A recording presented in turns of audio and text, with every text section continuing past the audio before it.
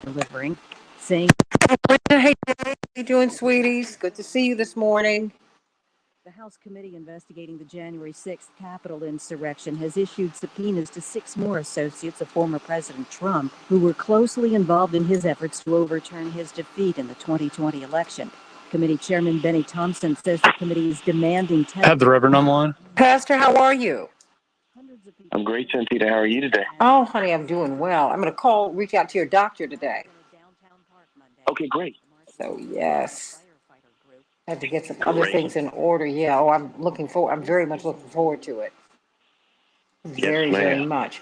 Have you been following this whole thing with Astro World? A little bit. Look into it. Okay. Because there was something about it that was rather haunting when I first heard about it. Yeah. That people felt that this was, they said there was a very dark energy when they got there. Yes. And it's just interesting. And so it's just fueled this The wave interesting thing was, I said it was super interesting that next day I got a text from Kiva saying, "Hey, pray for my son." He had gone. Oh, wow. And they couldn't find him. Where did they find him? So apparently he and a few friends had left just before all of that stuff kicked off. And he was at a hotel room. They had been drinking. So he was asleep. And he knew nothing about what had happened. So she had police looking for him, all of that, because she couldn't, he wasn't answering the phone and all. Unfortunately, he got out of there just in time. Oh, yeah. Something about, all this, Satanism, these folks are into it now. Yes, ma'am. Yeah. They are into it. And I think, and these people who've gone to the top of everything are into it. Yes, ma'am.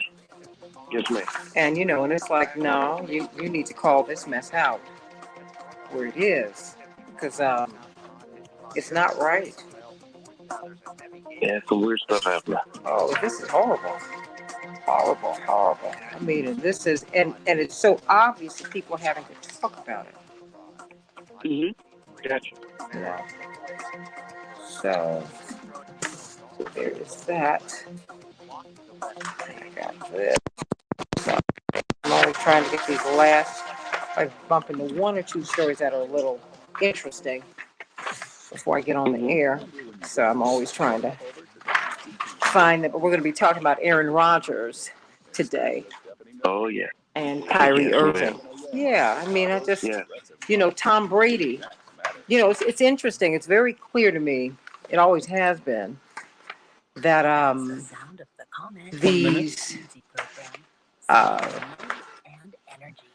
these black commentators on television are really there to keep black folks in line. I'm clear. Oh, I know you are.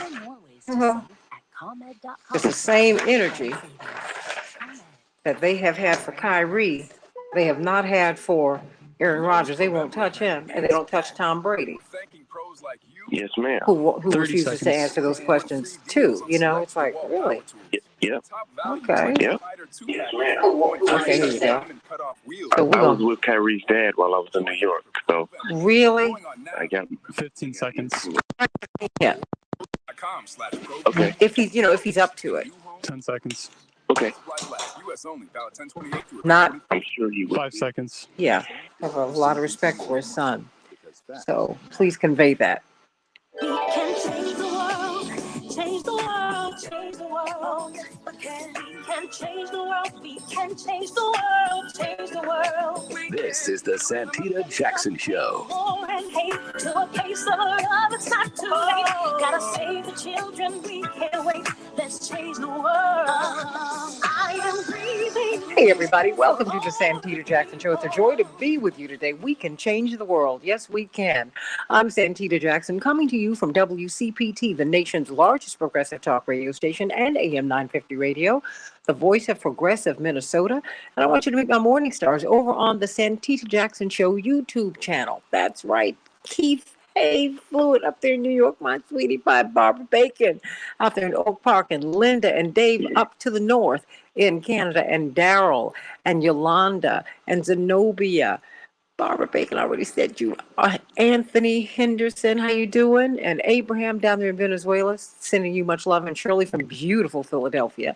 Everybody, please like and share, and like and subscribe. If you want to meet me over on the Santita Jackson and Friends Facebook page, go on over there, but then head on over to YouTube to the Santita Jackson Show. I want you to call us today at 773-763-9278, 773-763-9278. Let's dive into Kyrie Irving, Aaron Rodgers, Tom Brady. You know, it turns out that Kyrie Irving was very honest about his status with respect to having, you know, whether he was going to get the shots or not. Very, very honest. And Aaron Rodgers misled us. Didn't mislead. He didn't tell the truth. Didn't tell the truth. And yet, no one is going after him the way they've gone after Kyrie Irving. And particularly the black pundits in sports. I mean, the same fire that they had for Kyrie, they don't have for Aaron Rodgers or Tom Brady, whose status is unknown. Cam Newton lost his job. Do you see where I'm going here? I want to know what you think. 773-763-9278, 773-763. WCPT. It's not where I'm going, it's where the facts lead us. How about that? I'm not going anywhere. I'm just walking. I'm following the breadcrumbs, everybody in the forest. How about that? So call me at 773-763-9278, 773-763. WCPT. And then, of course, we'll be getting the latest and the greatest on COVID-19. The story continues to grow and change every day. I want to know what your thoughts are. Are you getting ready for the holiday season? We are not 3 weeks away from Thanksgiving. Have you really started to institute protocols? Have you started to do that? We'll be talking with Dr. Deborah Holden about it, because now is the time. Don't wait until the Monday before or the Wednesday before the holiday to get your protocols in place. Hey, Mark. Hey, Mark Hay and Mark Stevens, sending you much love, and Carissa and Betty. Hey, everybody. Please go on over to the YouTube channel, the Santita Jackson Show YouTube channel, and like and subscribe over there, and meet me on Twitter at Santita J. Thank you, everybody. Let's get to some of these headlines, and then we're going to get some good news from Pastor Stephen Thurston, the author of Mirror Moments. It's Tuesday, November 9, 2021. Chicago will have a high of 56 degrees today, but it'll be cloudy. Minneapolis, St. Paul, 56 degrees. Also will be your high, mostly sunny. The Dow closed up 104 points yesterday. The NASDAQ closed up 10 points, and the S&P 500 closed up 4 points. And last night, whoa, it was a nail-biter and quite an exciting game. But the Bears didn't pull it out. The Steelers 29, the Bears 27. And then in the NBA, the Grizzlies, well, they were triumphant over the Timberwolves, 125-118. But the Bulls, well, they reigned supreme over the Nets. 118 Bulls, Nets 95. And the Penguins will be here in Chicago tonight. Capitol Riot, the House Select Committee investigating the January 6th insurrection, has issued 6 more subpoenas to top campaign associates of former President Trump, including ex-National Security Advisor Michael Flynn. The panel believes that Mr. Flynn, along with a few other Trump campaign employees, attorneys, and confidants, were involved in promoting the untruth that the presidential election was stolen. What will Attorney General Merrick Garland do? Will he enforce these subpoenas? That is the big question. And there are questions about Astroworld, Travis Scott and Live Nation, and these big companies are in a lot of trouble as investigators are working to determine the causes of death of at least 8 people. And many others are hospitalized right now.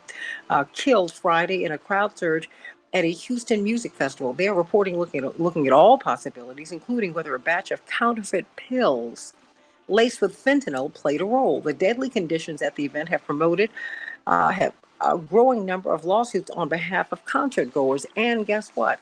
People are also looking at a wave of satanic theories on TikTok.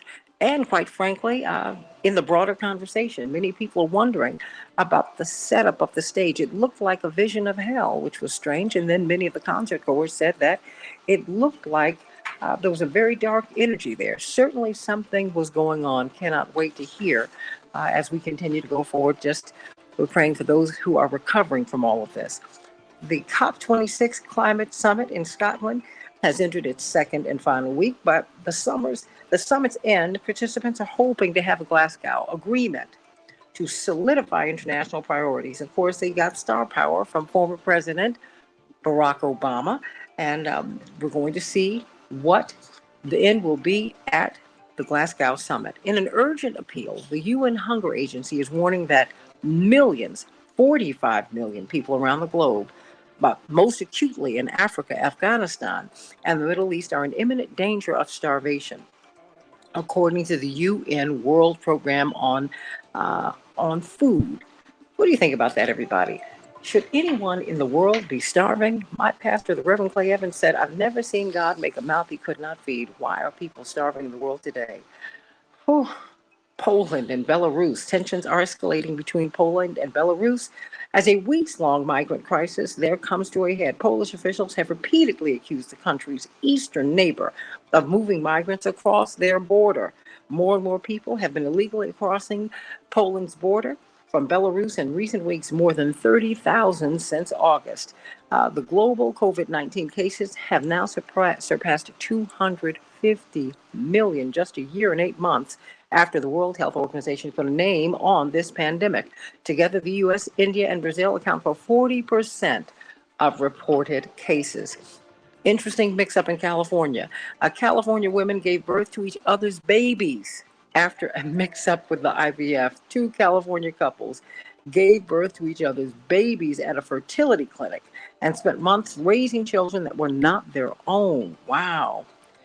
What do you think about that? How would you react to that? God bless them. I'm sure they will be close forever. And then something that was really, really wonderful. The New York City Marathon, of course, we had our hot chocolate marathon, mini marathon here in Chicago. But there was something rather heartwarming. There was a man who was struggling about 200 meters from the finish line. And three men who were running with him, as he was stumbling, picked him up. And another man, a third, stood behind him and helped push him across the finish line. Is that not wonderful? Is that not wonderful? Wow. Had to give you a little bit of good news before you gave us some good news. But when I saw the video of that, Pastor Thurston, I said, how wonderful is this? This is just a beautiful thing. It's an image of how the world ought to be. Oh, my goodness. Oh, my goodness. Well, we need some good news today. We really, really do. What's going on? Well, here's some good news. The good news is that we all should quit. And I just heard somebody pull over and hit the side of the road because they were on their way to work, and they heard me say that. But before you turn around all the way and go back home, listen to everything I've got to say. The concern over the great resignation, the idea that everyone is quitting their jobs right now, has reached a bit of a fever pitch in the media and across America. News outlets are running regular pieces asking why is it happening, analyzing whether it's a good or a bad sign for the economy, and what exactly we should do about it. And many of those who are quitting right now are in service roles. You've got food service, travel and hospitality, teaching, healthcare, just to name a few. And the reasons don't require much in-depth study, Santita. Many of these are the roles with low pay, with long hours, with poor benefits, and let's be honest, poor treatment by the rest of us who have to engage these workers. But while there seems to be a great wringing of the hands over why this is happening and what we can do about it to keep individuals on the job, I think a greater lesson to be learned here for the rest of us is at play. Because the great resignation doesn't have to just be about quitting your job. Maybe, just maybe, it's time for all of us to quit. Quit hustling. Quit working ourselves to exhaustion and burnout. Quit saying yes to things we know in our heart we really should be saying no to. And quit living our lives like we have an endless amount of time ahead of us. Here's what I want all of us to answer. What can you commit to quitting in order to live your life on purpose?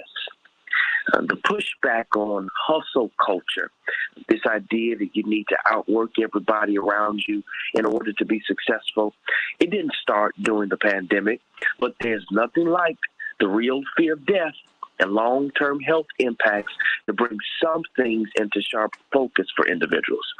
And we've known for quite a while that working to exhaustion and burnout has serious ramifications for our health and well-being, not to mention diminishing returns on our work productivity. And yet the concept of work hard, play hard really hasn't gone anywhere. We talk about busyness not being a badge of honor, and then we turn right around and constantly talk about how busy and tired we are. What's the end result, though? What is ultimately benefiting you, your mental and your emotional exhaustion? Now, I get that not everyone can choose their hours, their work environment, or what's good enough in terms of their production. But if you're in that position to make that determination, I want to challenge you that it's time to ask yourself some hard questions. Questions like, what would happen if you quit working an hour earlier? What would happen if you quit working on the weekends? What would happen if you quit aiming for perfect and settled for good or good enough? And for those of you who are managers, you're CEOs, you're the person in charge, it's time for you to take a hard look at the work culture that you've created. Just because your people, your team members, your staff aren't quitting their jobs, it doesn't mean that their jobs aren't killing them. Listen, I've learned that it's possible to say no to some stuff and still be helpful and kind so that I can say yes to the right things. And if we've learned nothing from the past 2 years, it's time to quit acting like we have unlimited time on this place called Earth. It's time for each of us to recognize that we get this one life, and only we get to decide how we're going to live it. Now, for some of us, that means that the great resignation really is about quitting our jobs, finding a new path, and going somewhere where we feel valued. For others of us that got bills to pay, submitting that resignation letter this week isn't feasible. There you go. You can't and shouldn't start to live your life on purpose right now. Your work, your career, is just one aspect of who you are, but your life is so much bigger than that. What you choose to do and who you choose to be are daily intentional choices that you get to make. Listen, I'm closing out, but the Great Resignation is an opportunity for each of us to make intentional choices about our lives and our work. And it's time to quit waiting for things to just magically happen for us. It's time to quit complaining about our work and our life and how they aren't what we want them to be.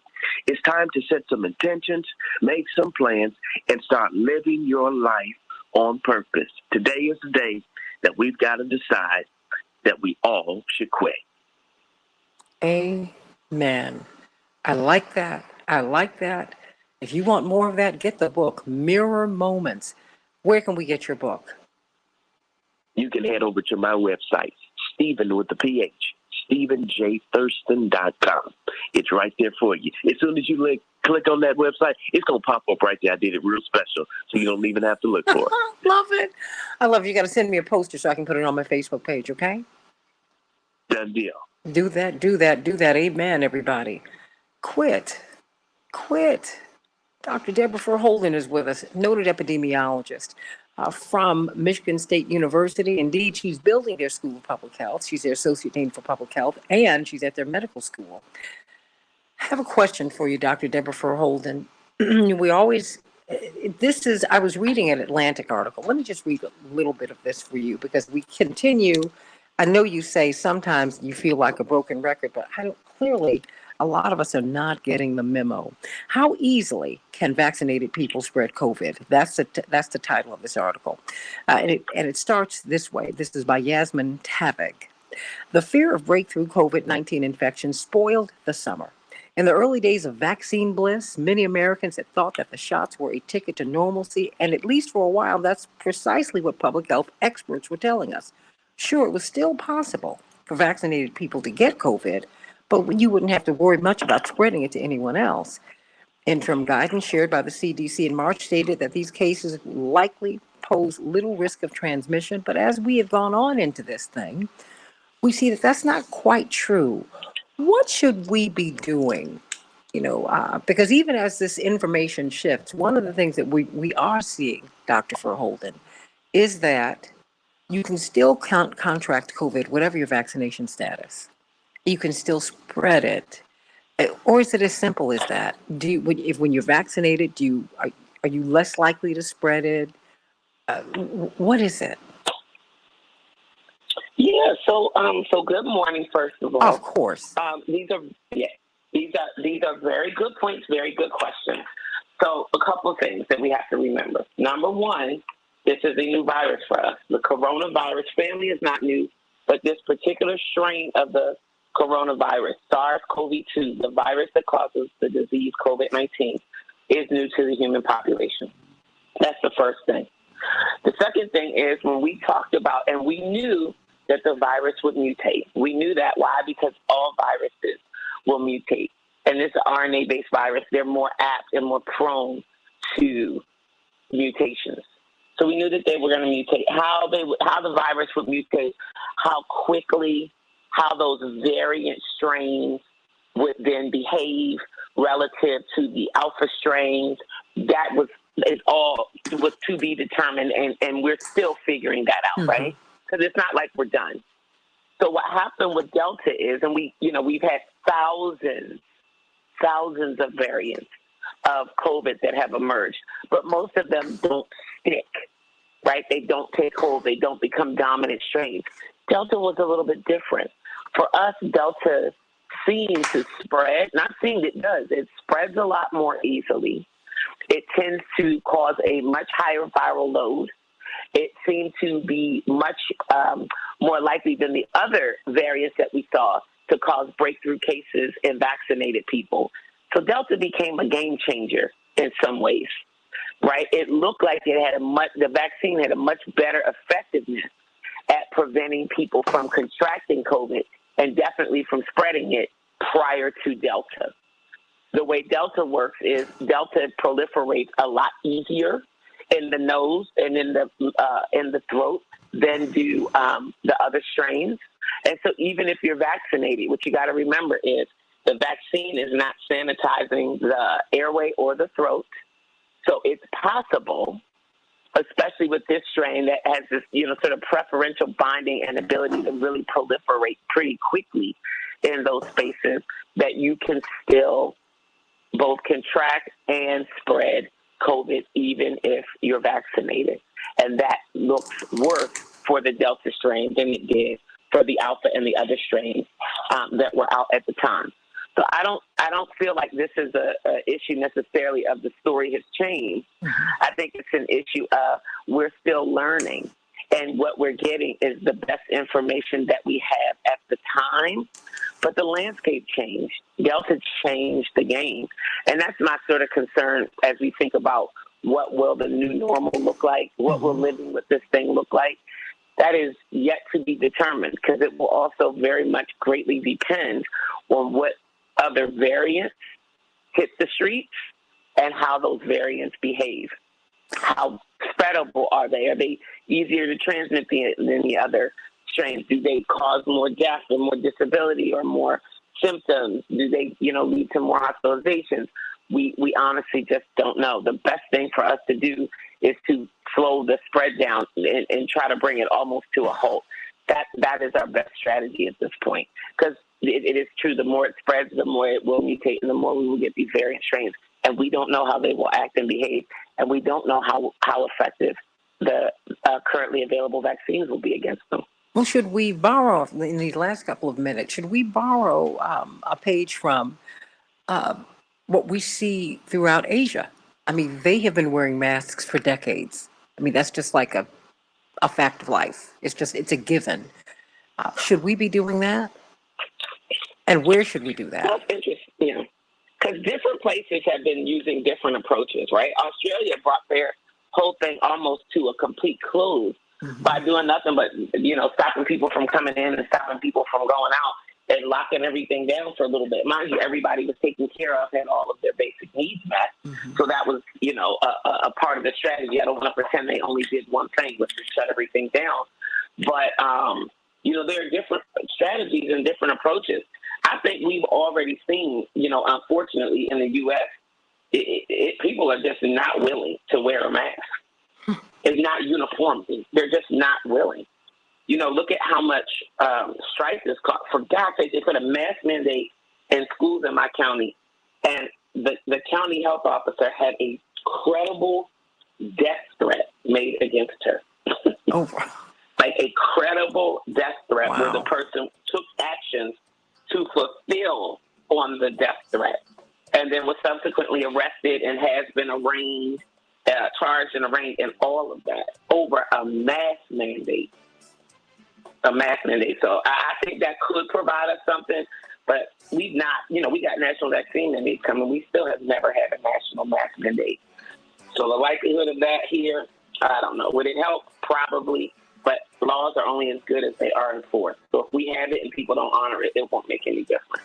Dr. Deborah Verholden, everybody, epidemiologist, associate dean of public health at Michigan State University, at their School of Medicine, and she comes out of Johns Hopkins, giving you some information, everybody. Please protect yourselves, because we are going into this holiday season. We are indoors. I know everybody's going to get together and have a big holiday season. We're going to have big Thanksgiving, but how do you do that? Tomorrow when you come back, I know, I don't want you to feel like you sound like a broken record, but Dr. Verholden, when you come back, we got to go through these protocols again for Thanksgiving. I mean, because that is something that's got me a little anxious, because people are not wearing these masks. I saw my father at a dinner. Somebody sent me a picture at a dinner the other night, and no one was wearing a mask. Hundreds of people were at this dinner here in Chicago. Hundreds. Everybody, let's talk about Aaron Rodgers and Kyrie Irving. The different treatment. And yeah, put Tom Brady in there too. That's right. Kyrie Irving told you he wasn't going to take the shots. You were to infer from Aaron Rodgers that he did. He said he was immunized. And the media, for their portion, did not follow up. Turns out he hasn't gotten any of the shots. I'm not mad at anybody, but you should be honest about it.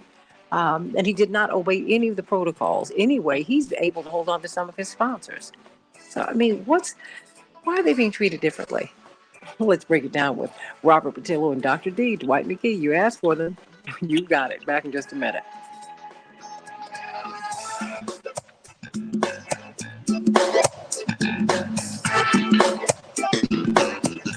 Dr. Deb.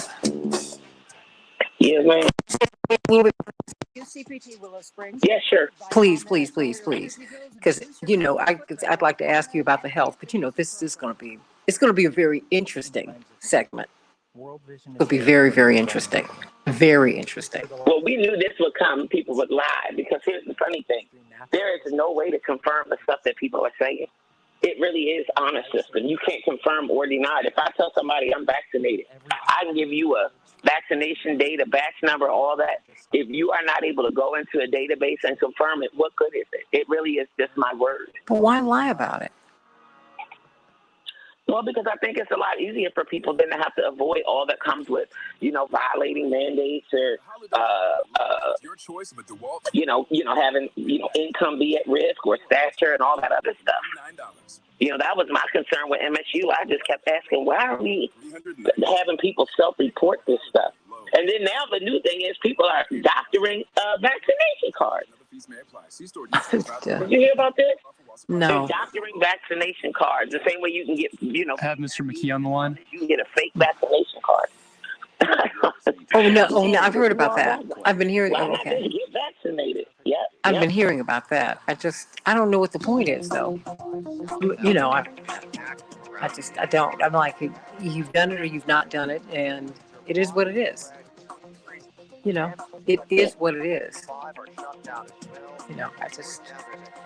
But I think that there are a lot of pieces here that this is being treated in such an uneven way.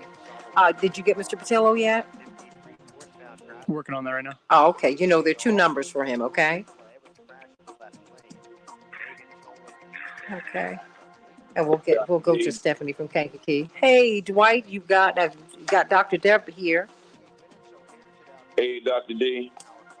I have Attorney Patillo on the line. Great.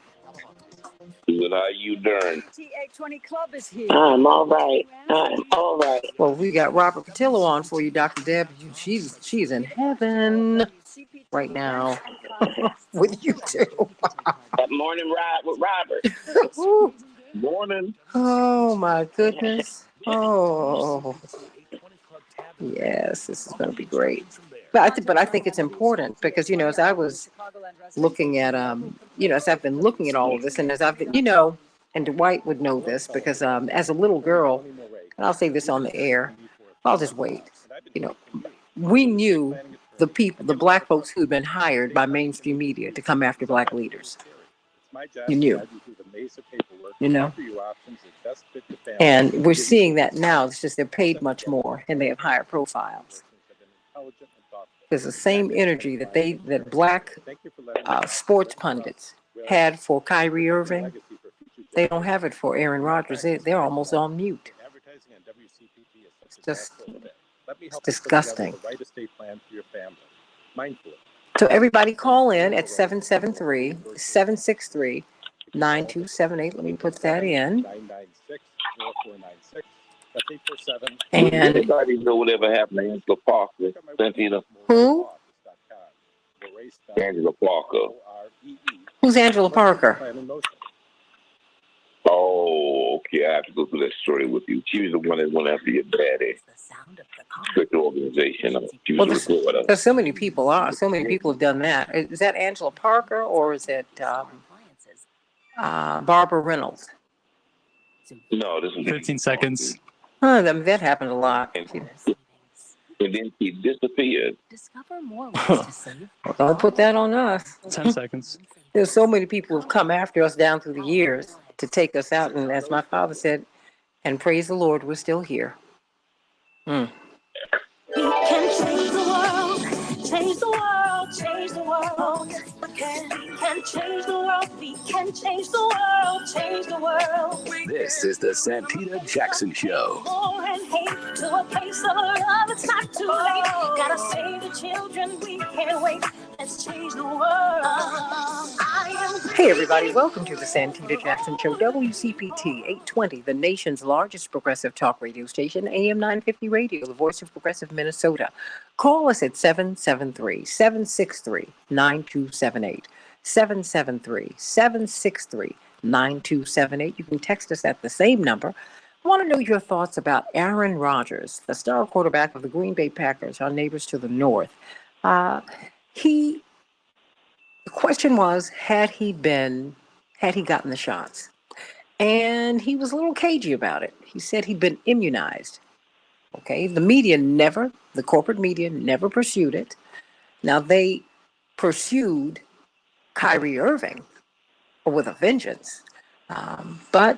And now Kyrie Irving is not playing, but Aaron Rodgers is still playing. And in fact, State Farm just announced yesterday that they will maintain their ties with him because he has been what they said a great ambassador for our country for much of the past decade. No one has asked Tom Brady his status.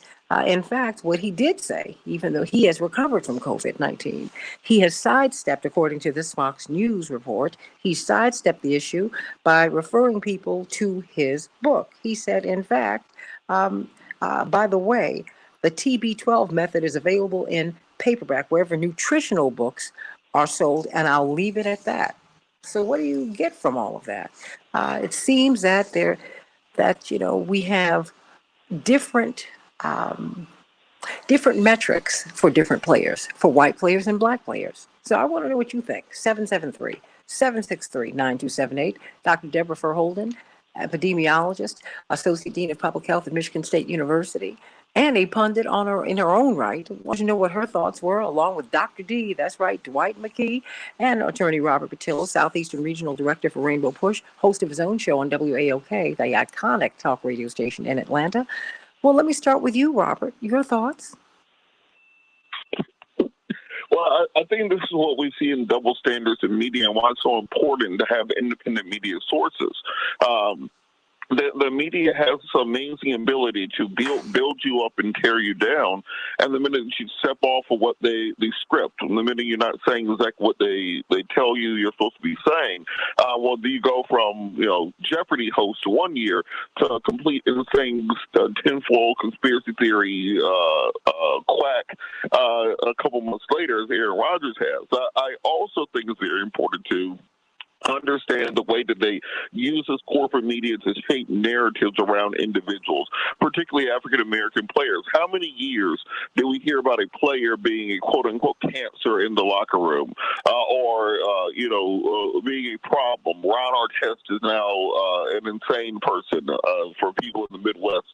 I remember the Malice and the Palace, those sorts of things. Terrell Owens is destroying the team from the inside out. But now that we're seeing more and more of these podcasts, now that we're seeing more and more of these player-driven shows, they're able to get their own messaging out. And what Aaron Rodgers has been very keen at doing for the last 2 years, instead of going to ESPN to try to get his messaging out, or Fox Sports, or the New York Times, or anywhere else, he has a friend who used to be a kicker in the league, Pat McAfee, who has a very popular podcast. So he only does interviews with the Pat McAfee show to get his messaging out, because he wants to make sure that his messaging comes directly from him and not from anybody else. And we're starting to see the same thing with Steven Jackson and Matt Barnes and the NBA have their own podcast. Kwame Brown, we call him the Prophet. He has his own podcast where they're getting their messaging directly out to the people and not having to filter it through corporate media. So I think this is going to have to start being a model that other people take on. I think black political leadership is going to have to do the same thing, because right now we have our, still salty about the infrastructure vote. We have our friends in the Congressional Black Caucus who filter their messaging directly through corporate media, but I think the alternative voices of the progressive movement are going to have to start taking a page out of what Aaron Rodgers and some of these other athletes are doing and simply controlling their own media sources. And because Aaron Rodgers is only controlling his own media sources, only controlling his own narrative, only putting his own messaging out, no spokespeople, no statements, no agents, he's getting nowhere near the same amount of backlash that Kyrie Irving has, because Kyrie Irving still had to filter it through what ESPN and Stephen A. Smith said about him instead of saying it directly himself. So I think this is a masterclass in the importance of controlling your own messaging and controlling your own narrative, and also understanding white privilege in this country. That as a confident, accomplished, rich white man, your rules don't really apply to me. You can have your rules, and I'll miss a game here or there, but you ain't gonna make me really do nothing. And at the end of the day, it applies in sports, it applies in politics, it applies to Kyle Rittenhouse. And I think when we're having these discussions like we are having in the cultural ethos now about critical race theory and the way that people interact in society, we have to start using these as examples of how different rules apply to different people based upon who they are and how they're perceived in the cultural narrative. And Aaron Rodgers is making it clear, I have a $500 million in the bank. I'm a 38-year-old white man. There ain't really nothing y'all can do to me, so enjoy. And I will control my own media. I'll control my messaging. I'll control my body. All these rules are for the rest of y'all, not for me. But they're not asking him. When I look at the corporate media, Kyrie Irving led all the newscasts, Robert. They're not doing that with Aaron Rodgers. They're not even saying that he lied. They said that he mischaracterized or he misled. Well, come on. That's part of my point about controlling your own messaging. The reason they're not asking him is because he's not talking to them. But they could talk about him, Robert. They could talk about him. I've lived with someone who's been talked about for 60 years. If they can talk about you and grind you into powder, but they've not done that with him. I agree, and even his line about instead of being vaccinated, being immunized, that because he put that out there at the beginning and controlled his own messaging, that is what picked up. That is what has been the been the headline around him for the last several days. So I do think there's a racial component to it, but I also think there's a communications component to it of getting out in front of a story, putting your own messaging out there, getting your own headlines, getting your own messaging to you, the people who support you. And now conservative media is rallying around him and supporting him. The anti-vax crowd, the Fox Newses of the world have made him a new hero. They had him on Saturday Night Live, a skit about him on Saturday this weekend. But I do think that we're all going to have to learn the importance of controlling your own messaging and getting out ahead of things. Kyrie Irving didn't respond to what was being said about him until the media had already painted him as being an insane tinfoil hat, flat earther, conspiracy theorist. Yeah, flat earther, those sorts of things. And so he had gotten out ahead of it. And when Aaron Rodgers does these interviews on the Pat McAfee show, they're not really interviews because Pat McAfee and AJ Hawk don't talk. Pat McAfee just talks on his, Aaron Rodgers just talks on his own for 30 minutes or an hour, going through methodically exactly his thought process so that people can get everything directly from him. So I do think that that's going to be a big part of how we control these narratives going forward, because you no longer need to filter it through what a reporter says about you. You can just go directly to, I think Pat McAfee show has 10 million subscribers. So you can go directly to 10 million people with your message, and by the time the corporate media gets the time to recharacterize it, the people have already heard directly from you. Dwight McKee, your thoughts about this? Well, it's also who's protecting you. Is Aaron Rodgers the reason that he is making it through this? Is he's not just a superstar quarterback, he's also in good hands.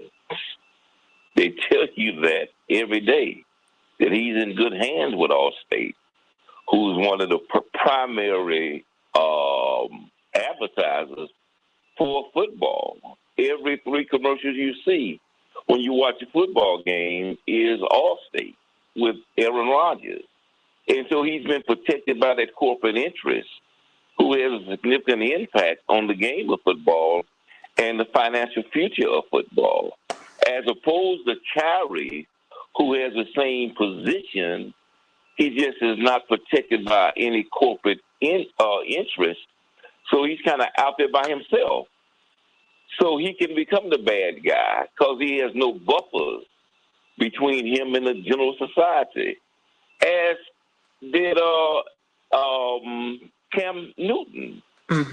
Cam Newton is a great quarterback and played, was a MVP in football, but he was not protected. And so when he became the bad guy, they eased him out of the league. Basically because Brady was gone and they wanted another superstar white boy to take Brady's place, but he had no protection. And so when you talk about corporate America, who's the one that advertises in these sports, you have to deal with these players' relationship with those corporations and who's going to protect you. It's a little different. It's a little deeper than just black and white or who has a platform. It's who is protecting you. And why? So, and why? But it's interesting, Dr. Verholden, the unvaccinated players and vaccinated players have 2 different protocols. And as someone who had not gotten the shots, he was supposed to have been wearing a mask when in close contact with people. He did not do that. What do you make of that? Well, people are doing exactly what they want to do and exactly what they can get away with. Again, it's laws without teeth.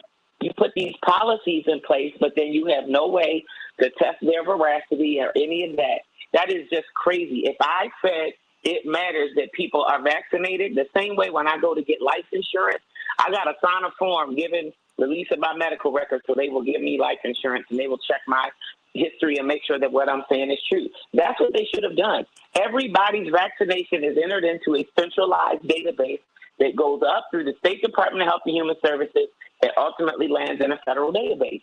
They should be checking that information if it's that important. I mean, that's just the reality of it. Or at least something more than, you know, a good faith, just tell me yes or no, did you get the vaccine? I mean, there's just nothing in place that would speak to this is some kind of policy that can actually credibly be enforced. It just gives way to the kind of behavior that we're seeing.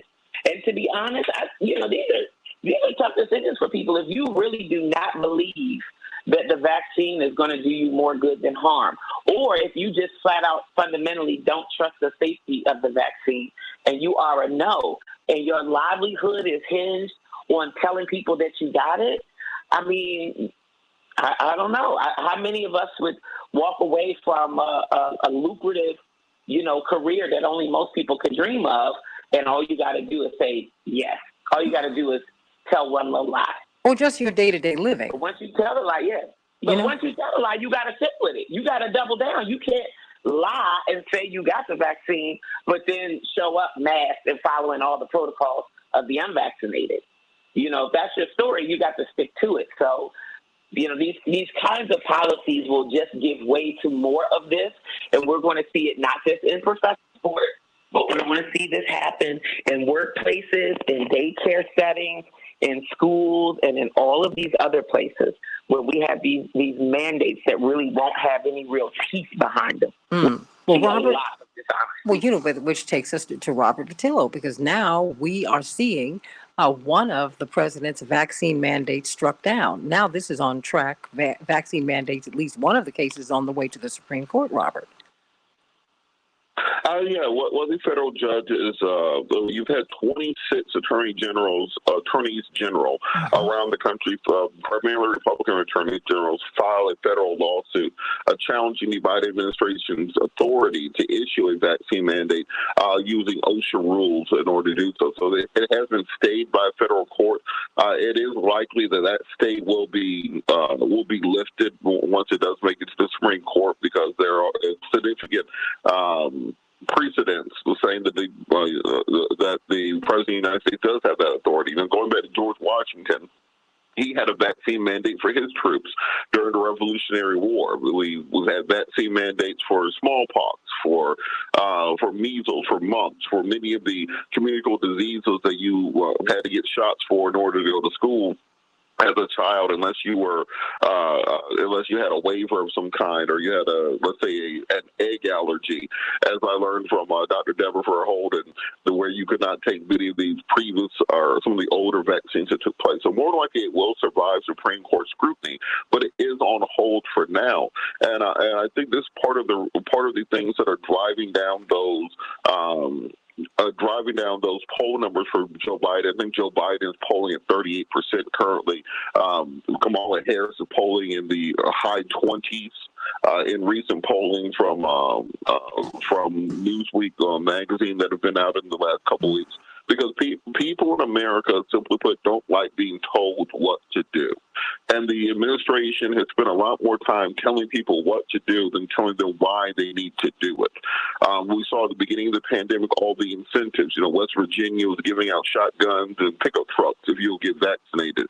New York City was giving you $100 if you go get vaccinated. But they never really explained and answered the questions in the science to put people's minds at ease. What Dr. D. Walton do is come on my show and I'll put her on for anti-vaxxer, and she'll spend an hour answering all their questions, going through the costs, the benefits, why you should get it, why you shouldn't get it, those sorts of things, making people make up their minds. We never saw this administration doing that. So many of those very simple questions that people like Aaron Rodgers and Kyrie Irving have had could be answered if you just sit down and instead of immediately attacking them and calling them quacks, if you just sit down and answer the questions for them and then putting that information out to the public. I think that'd be a lot more effective than simply saying you don't have a job, you can't get on an airplane, you can't go to a restaurant if you're not vaccinated. Give them a reason to do it as opposed to threatening them if they don't do it. So the administration has some culpability in this, but I do think ultimately at the court level it will survive. The question is how long it will be before that can actually be put in place, and particularly for Democrats.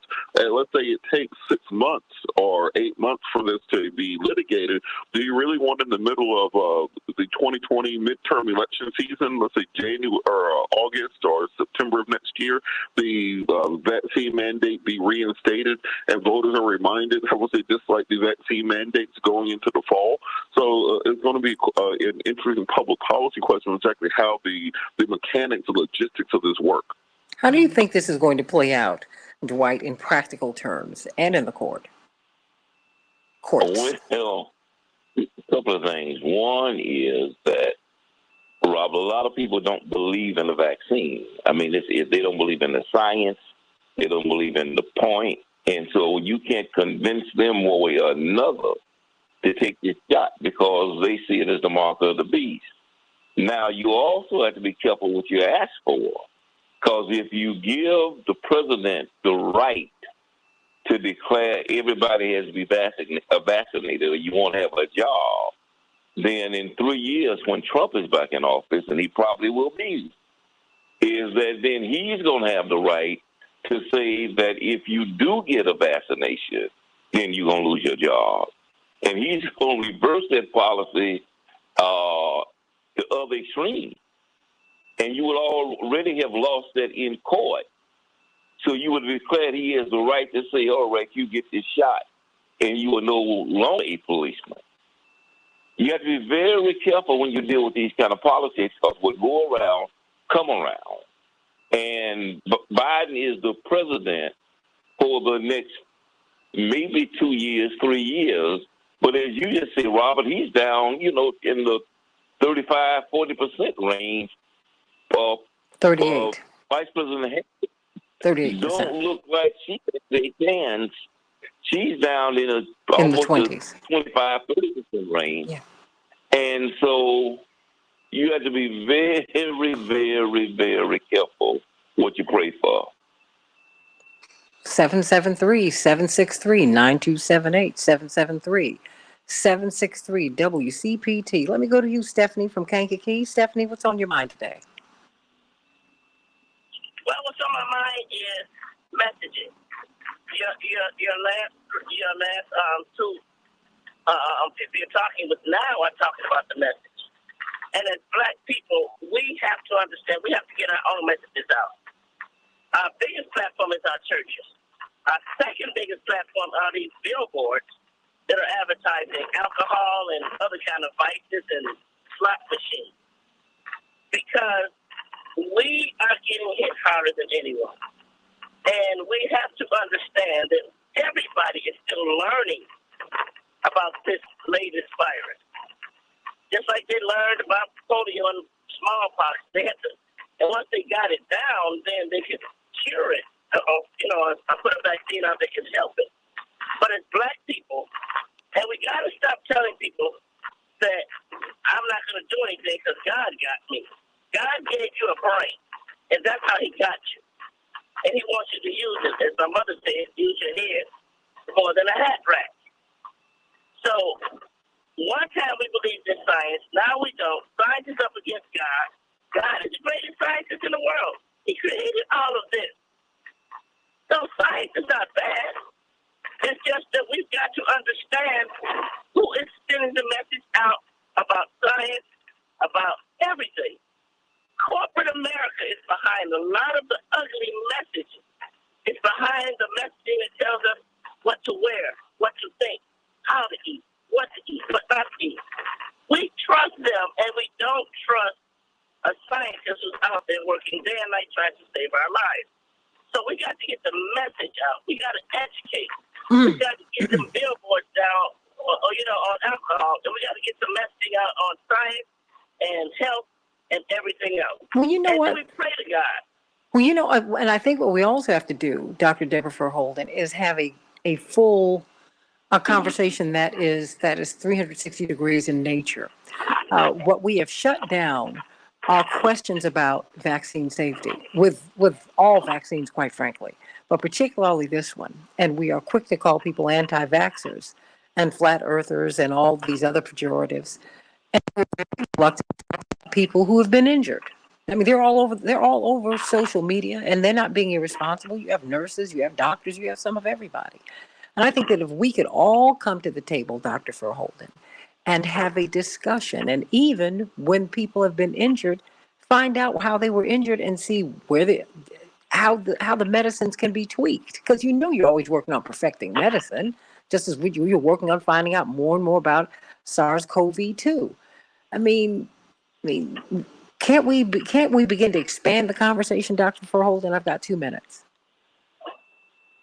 Do you think that would be helpful? Dr. Verholden, you still there? She's still on the line. Well, let me ask. Well, she might be on mute. But let me ask you, Dwight, do you think it would be more helpful if we could expand the conversation, so that you could reach people who are reluctant or people who just say no? Sandy, it was science that gave us lobotomies. It was science that gave us electric shock. It was scientists that gave us a Tuskegee experiment. The contradiction is that science is whoever we believe in and whatever we think is correct. Is that you can expand the conversation, but that won't solve the issue. The issue is people believe the conversation. If people believe the science, and we act as if people don't believe what we believe, somehow they are heretics. But the fact of the matter is people do their own research and they come up with different conclusions and have different opinions. That does not make them heretics. It just means they have another opinion. And when you try to impose your conclusion on somebody else's position, they see that as tyranny. So it's not a matter of just expanding the conversation. It's a matter of, are you going to allow people to make their own choices for their own bodies, even if you believe the decisions that they're making are the wrong decisions?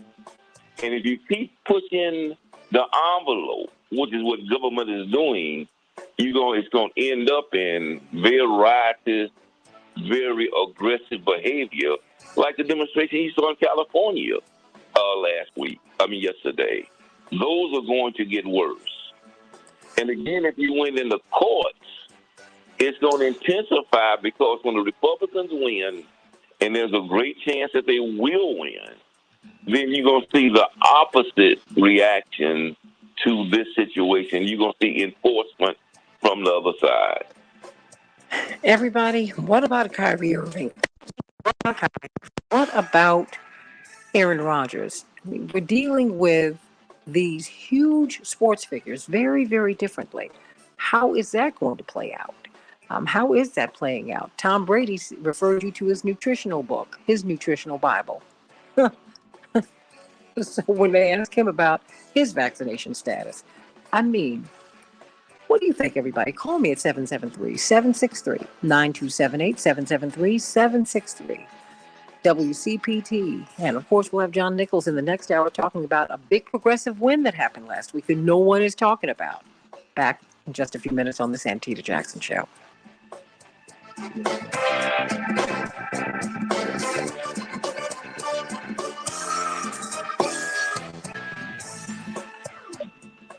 Hey, Elena, how you doing? Daryl?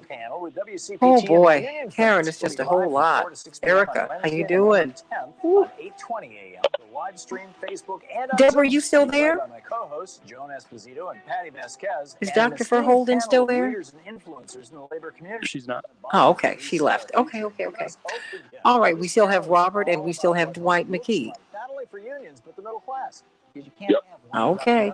So, Robert, we're on Facebook Live. Why don't you respond to what you just heard Dwight say? Well, I think Dwight is right. That in large part, it's amazing to me that we're now almost a year into the vaccine, and we still have so many questions existing.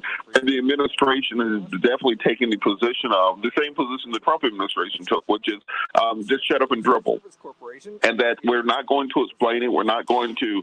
I thought, as Dr. Deborah Verholden has said previously, you should have had the major colleges and medical institutions in pretty much every major city doing town halls talking about the vaccine before the rollout happened. You should have had a public health meeting going to black churches, as one of the callers said, talking about the vaccine, putting some real federal dollars behind the roll-up. You should have seen money going into black media to have trusted voices talk about the vaccine, not this big bird.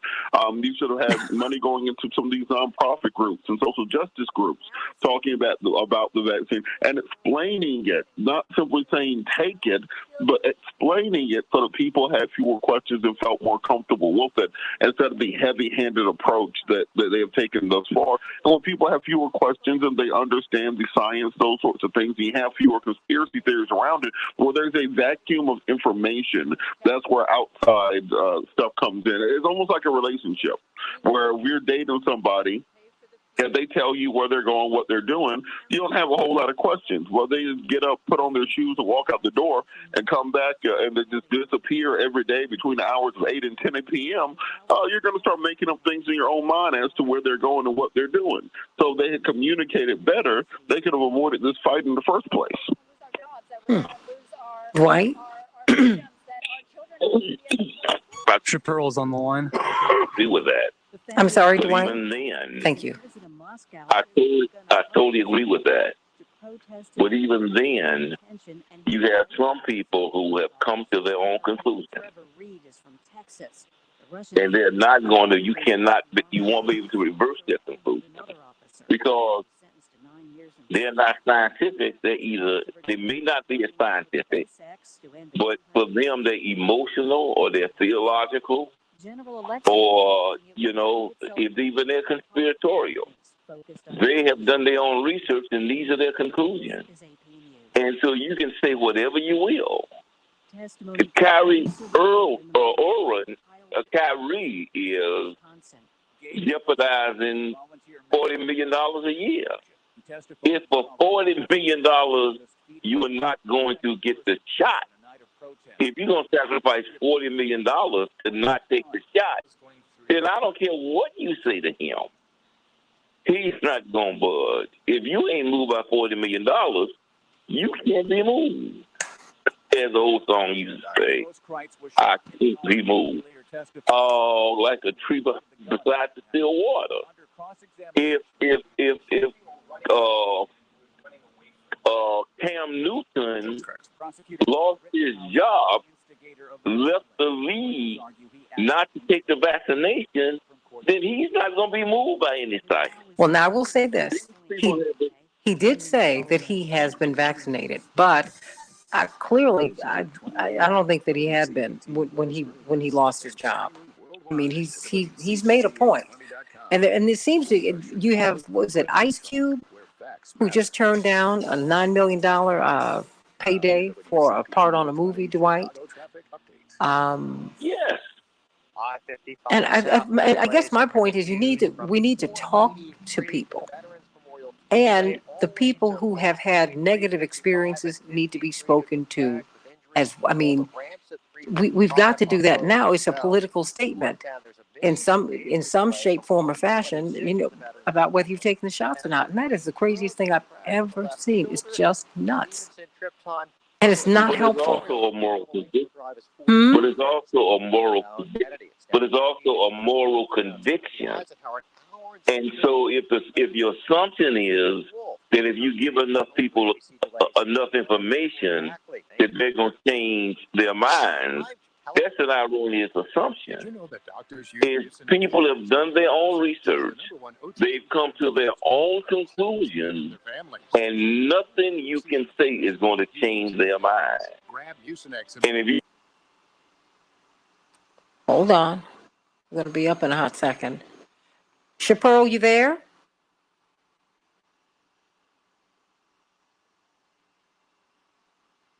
Okay, is everybody still there?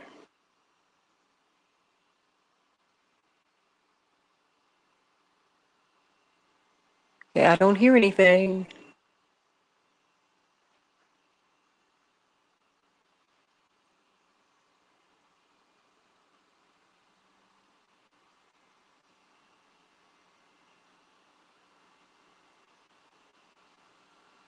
Close man, I don't hear anything.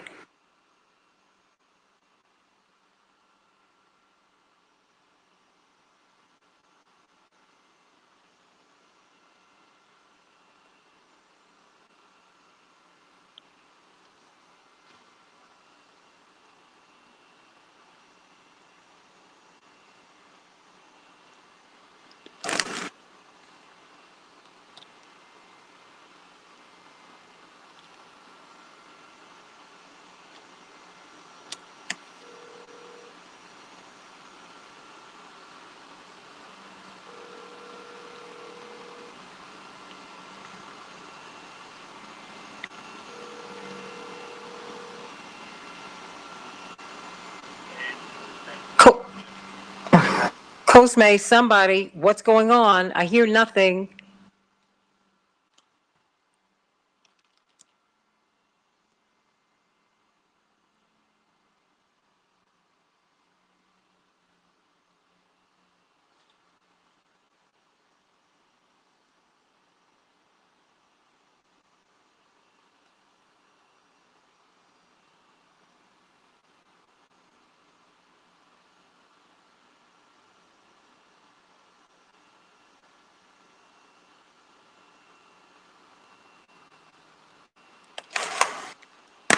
Postmate, I hear nothing.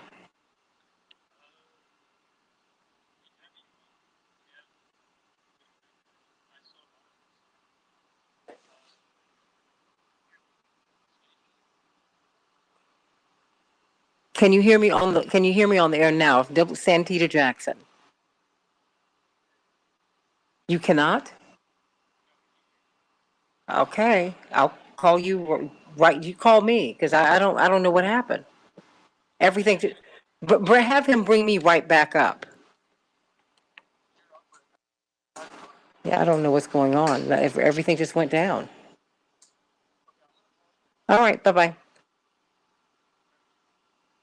Can't wait, let's change the world. I am breathing for all of the people who go hungry every day and night. All the homeless, helpless, and feeble.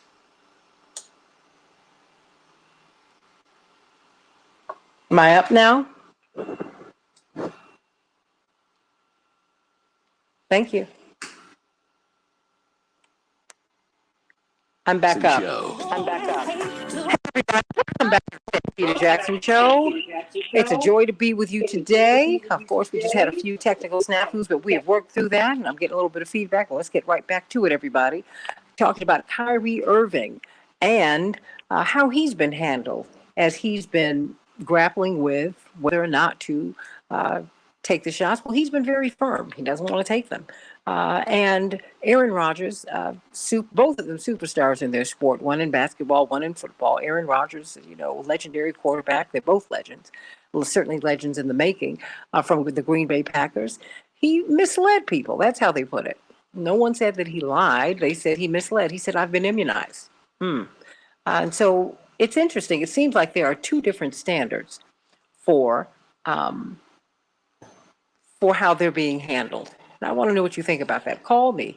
Text me at 773-763-9278, 773-763-9278. Let me get a couple of headlines out the way, and then we are going to get right back into this discussion. We're going to have John Nichols at the bottom of the hour, and he's going to tell us about a big win that progressives had last week on Election Day that no one's really talking about. Chicago will have a high of 56 degrees. It will be cloudy. Minneapolis, St. Paul, a high of 56 degrees, mostly sunny. The Dow closed up 104 points yesterday, and the NASDAQ closed up 10 points, and the S&P 500 closed up 4. Let me see. Okay, I'm not back up. So let me just get this back up again. Okay. Stay right there, everybody. We are coming right back up.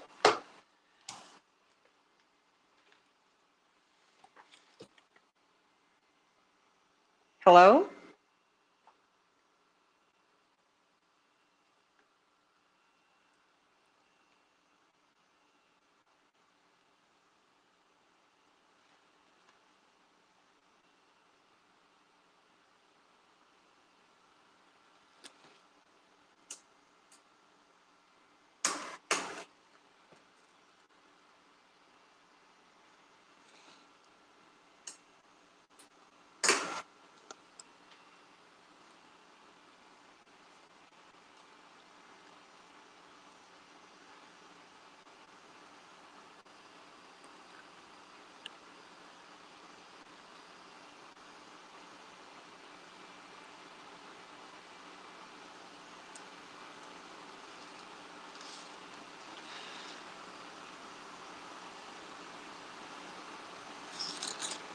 Close me, honey, then just call me. I would hold you back on that line. Just call me back right now. Call me back.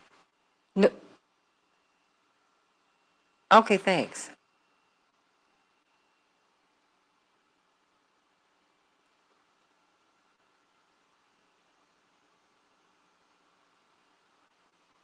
Okay, you hear me on Facebook, but not on CPT? Then great. Stay right there. That's great. Okay, pull me up now. Thanks.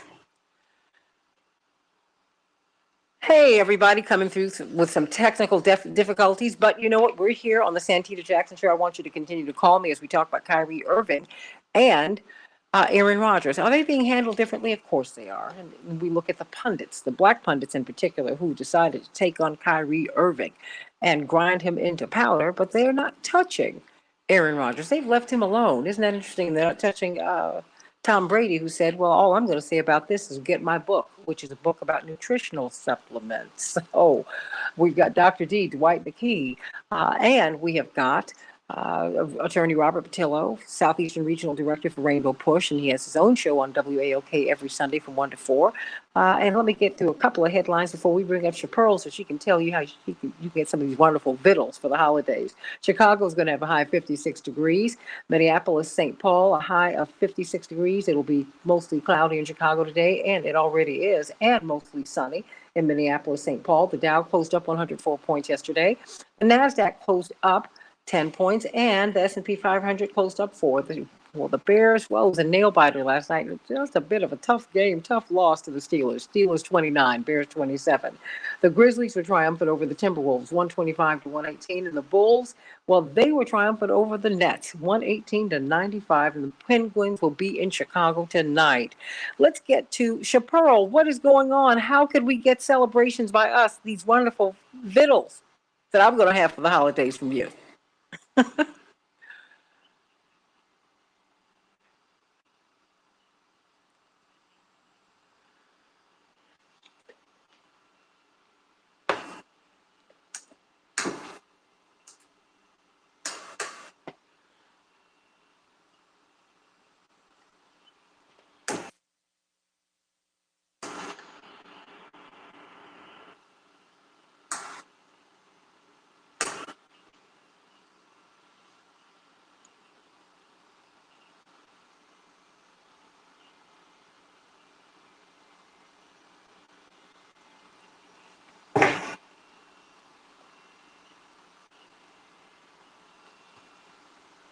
All right. What's that number again?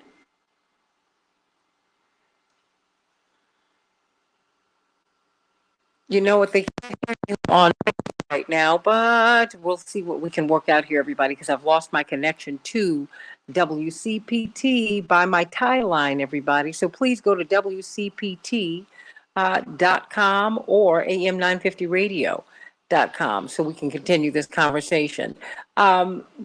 Let me ask you, I mean, what are we to make of all of this, Robert Patillo? What are we to make of, when we had Ebony and Jet, that was really the clarion call for the black community and a strong string of black newspapers where black athletes in particular could get out our message. And it, so you didn't have to worry about Time and Newsweek. In fact, I remember when my father was running for president, um, he would spend the night in projects around the country, housing projects. And when they were in New York one night, I mean, this family, they had done it up. They made everything that Reverend wanted. They made fried chicken, the greens, the cornbread, honey, you name it, the smothered chicken, the pork chops. They laid it out. And you had Time and Newsweek, ABC, NBC, CNN, all of the DBC, all of the major networks from all around the world with them, crowded. They never thought they'd be in a project. And you know what? They just wanted to know where Ebony and Jet were. He said, that's great. And my father kind of ripped him. He said, okay, well, I've got Time here, Newsweek, ABC. They said, where's Jack? Where's Jet, Ebony? That's all they wanted. And that is very important. But I think it's important for us to understand that as we've all been focused on the corporate media, right?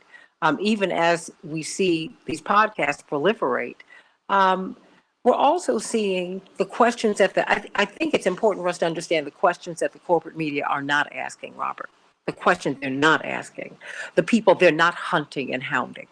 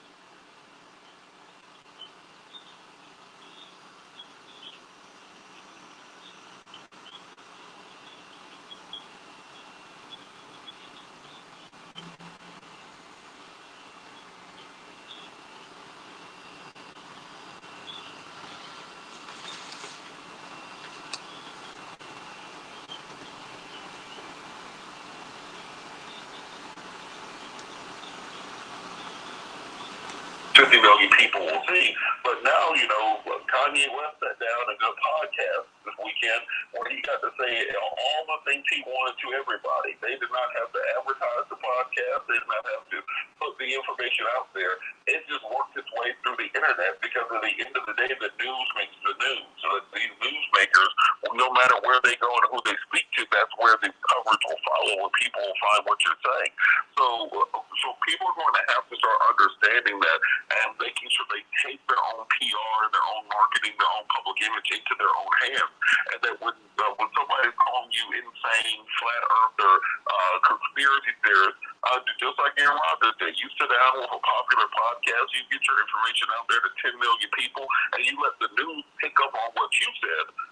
Not that they get to ask you leading questions, not that they get to shape what you said, take your sound bites out of context, that you get to sit down there and everybody has the raw footage. That's one of the other issues that we've always had with editing.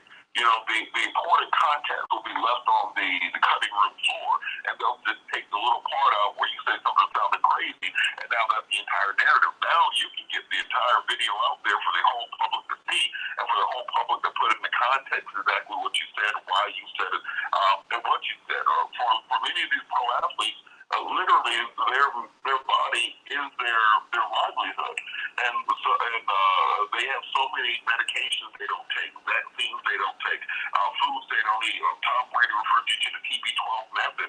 Well, for him, he's 44 years old and just won a Super Bowl. I'm 37 years old. I took the stair climber for 10 minutes yesterday, and I act like I just gave birth.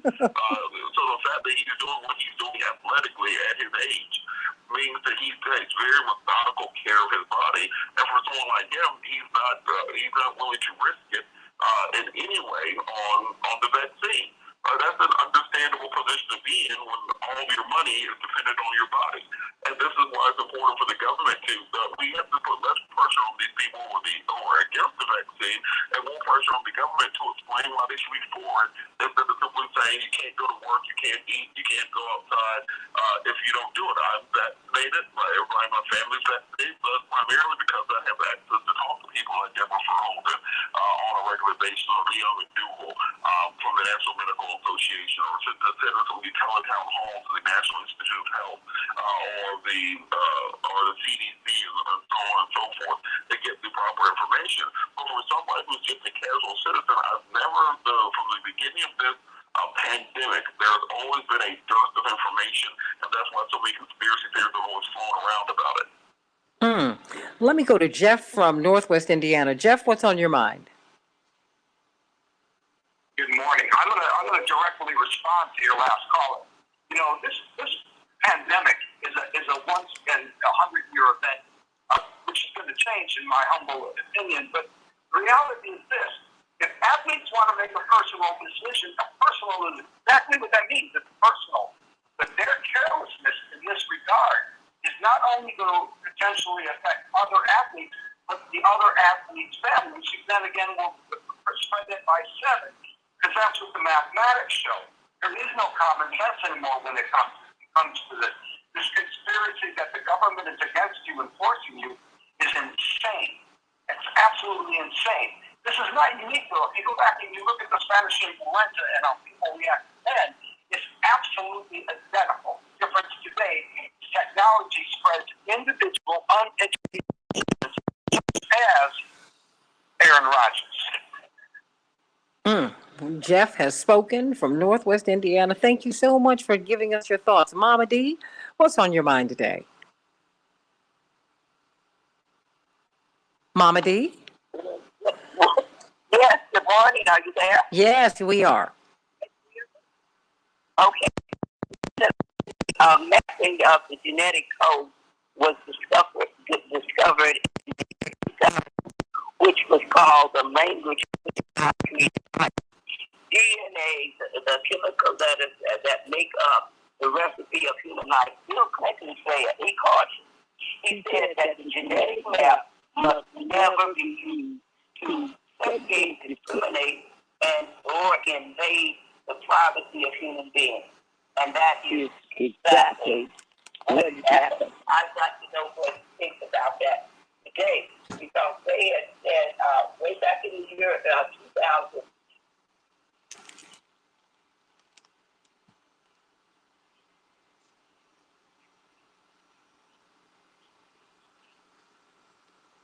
Molecule level. This vaccination is not like the other. When you got polio, they gave you a little bit of the polio, and your body formed antibodies, and you didn't get polio. So with this vaccination, you don't get a part of it. It manipulates your DNA with your RNA. And what happens at the end of the day is you can get vaccinated and still have it. And you are the super spreader because the ones that have it and don't know they have it, they're the ones that kiss the baby and the babies are spreading. So the problem, it should be focused on getting tested, not getting vaccinated. What do you think? Well, I think that people need to have, number one, I think at the end of the day, we need to have some real conversations about this, which is not what we're having, unfortunately. We're not talking. We're talking at people. Right. Could I just add, I think you remember Rudolph, the red-nosed reindeer? And they wouldn't let poor Rudolph join in any reindeer games. Well, they won't let the unvaccinated join in any of the human games. Yes. All just put on our little red nose and say, yes, we are Rudolph the red-nosed reindeer, and so what if you won't let us participate in your games? We're not going to be bullied into mandates that have to have our personal business discussed with those strangers.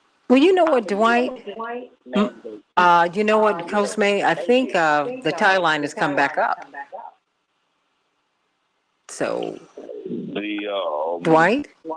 That's my point. Yeah, my point is that the science don't matter if you don't believe the science.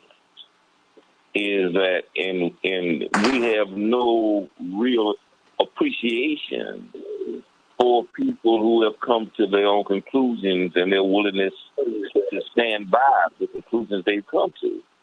If you look at the Christians in the 3rd century, all they had to say was Caesar is God, and they would have gotten eaten by lions. And they had a choice between worshiping Caesar or worshiping Christ or getting eaten by a lion. And they chose to get eaten by a lion before they changed their position. When people make their minds up, their minds are made up, and there's nothing other people can say in many situations that can change that. That don't make them a pariah. It just makes them people with a different opinion. Well, how do you think that when people, I only have a couple minutes left here. I'd like to give a minute to you and to Robert. As people, fans are now debating the treatments, the different kinds of treatment. Aaron Rodgers has been respected, and Kyrie Irving, has been turned into a pariah. Dwight, 1 minute belongs to you. How are you Am I still on the line? Yes, but let me let them, because we're about to close out the segment. Dwight. Oh, okay. Deborah, you all right? No. Just go on, Dwight. Dwight. Am I still on the line? Let's put Mama D on hold. Dwight, your final minute. Dwight, can you hear me? How you gonna criminalize my behavior because I got a different opinion than you?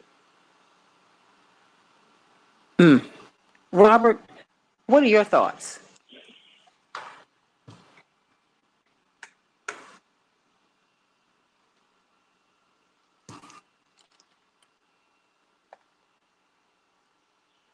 Yes. Okay, just do it now. Thank you. Robert, the final minute belongs to you. Thank you so much, Santita. And I think that what we're going to pushing on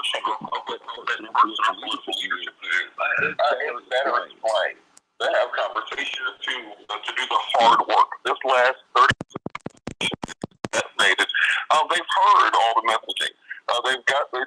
the offers. They've seen all the PSAs. They've experienced all the punishment. They ain't doing it. So the only way to get them to do it, you're not going to incentivize them. You're going to have to sit down and talk to them and explain the entire art process, trying to scramble. Explain how exactly the virus spreads from person to person, because there's been different information every 3 or 4 months. Is it the droplets? Is it breathing? Is it touching things? All those sorts of things. And how exactly the vaccine stops people. ICU beds are far less full now than they were prior to doing so. But it seems that this administration has been more interested in do so than they have been spreading the proper information.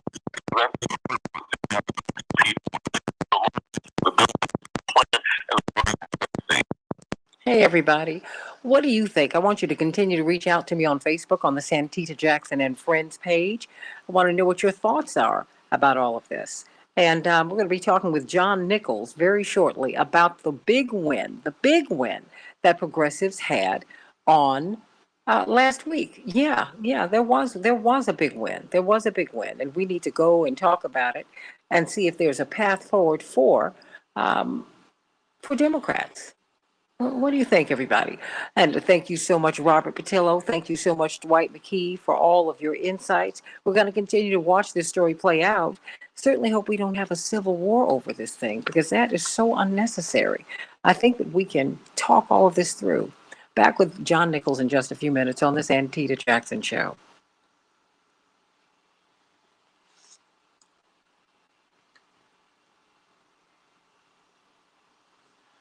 Okay, this is what's happening here.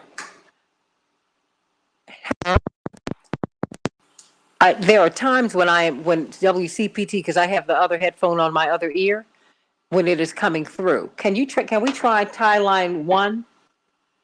Is it possible? Well, nothing's coming through now.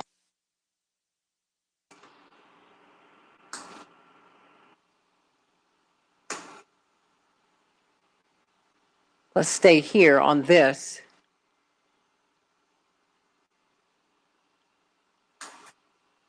Yeah, because it's just not okay. It's red. The light is red. Even though the light is red, I can hear you.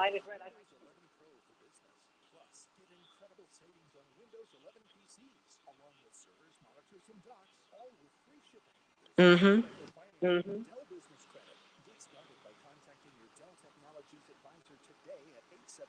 Well, I don't know what's going on. Certainly, we need to follow this up with an email afterwards. Yeah, because the light is red, but it's on, and that's.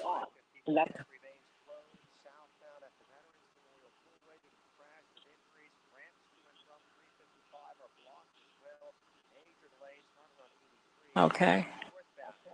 Let me try tie line 1, and then just call me back immediately if it goes down. Okay, just do that. Okay, hon. Thanks.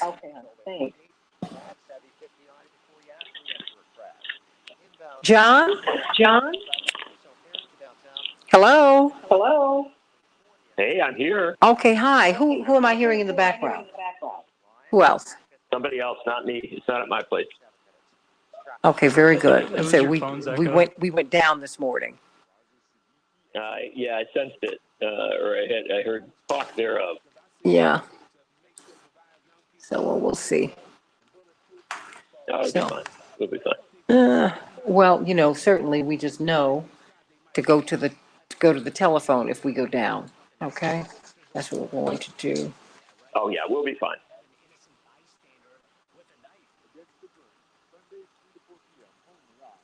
And if we do, just call back. Well, you would, nothing would happen to you. Oh, okay. Nothing would happen to you, so you don't have to worry about that. This is an internal issue that we've got. So. No trouble on my end. I'm glad. Yeah, it's not a problem on your end. It's a problem that we're having here. And there, shall I say, my Symptoms like diarrhea, gas, bloating, stomach pain, unexplained weight loss, and oily stools.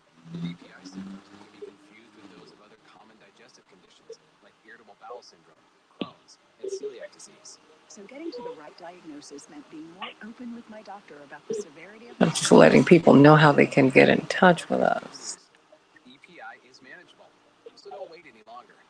Use the symptom checker at identifyepi.com and schedule a visit or call with your doctor to ask, could I have EPI? Sponsored by Okay, can you all hear me? Let me know if you can hear. We have 30 seconds. Okay, thanks so much. Thank you, thank you, thank you. Now you can hear everybody. Okay.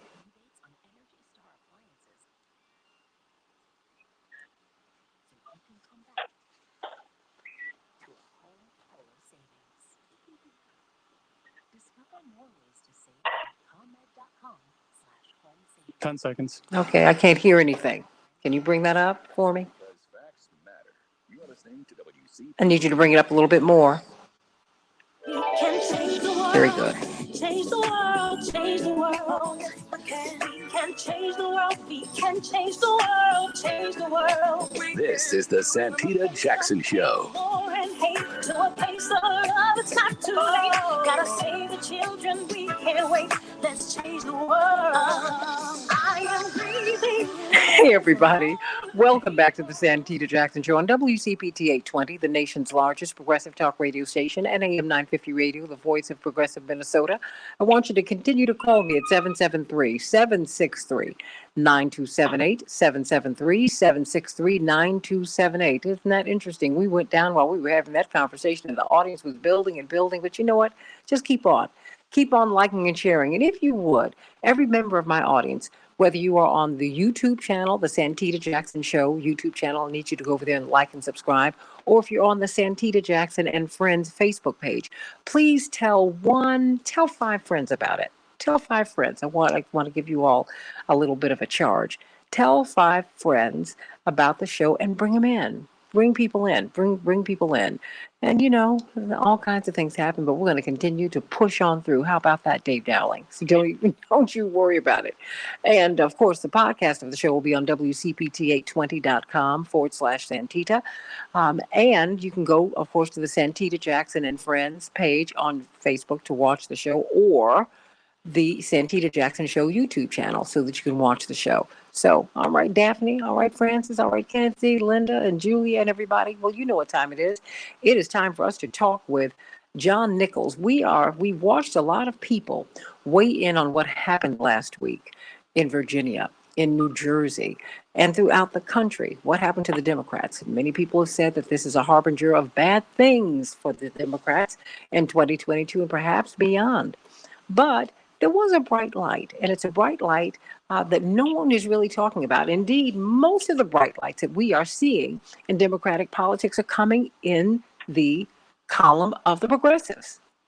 You have the progressive ranks swelling. 96 members of the Progressive Caucus in the United States House of Representatives. They've never had numbers that robust before.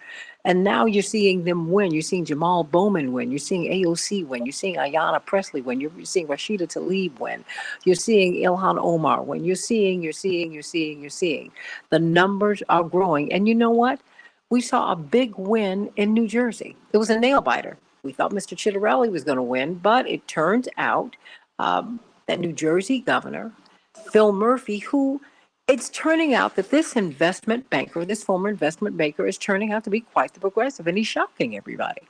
So John Nichols talked to us because it seems to me that he's got like a roadmap to victory for progressives and for populists in these upcoming election cycles.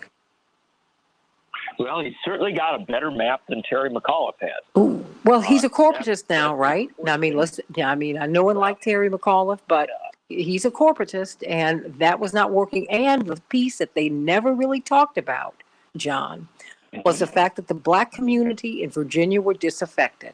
They felt that Justin Fairfax did not get a fair shake, and they felt that 2 Black women had been put into the race to completely wipe out Justin Fairfax, and that became a problem. I talked to Gary Flowers and different black leaders down in Virginia, and they were salty about that. No one in corporate media talked about that, but that to me was a factor as well.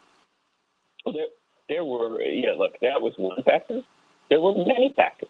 Look, but let's keep at this level of looking at these races by comparison here, and the way to come into this is to understand that Virginia and New Jersey both went big for Joe Biden in 2020, overwhelming margins for Joe Biden.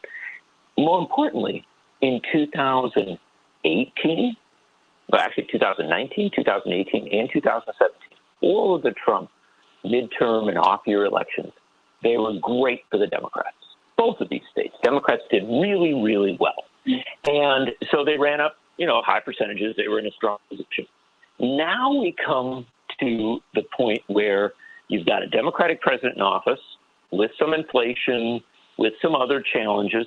And so you're going to see a drop-off in the Democratic vote. It's going to happen. That is a guarantee of how elections work, the cycles work. So you knew that was going to happen. The question is, why was Phil Murphy in New Jersey running as a progressive, building a multiracial, multi-ethnic coalition, putting on lots of staff to reach out to every community, running his campaign in multiple languages, really, really trying to make sure that he connected, bringing in Bernie Sanders in the last week of the campaign to rally young people to come out and vote? Why did Phil Murphy win? And why did Terry McAuliffe lose?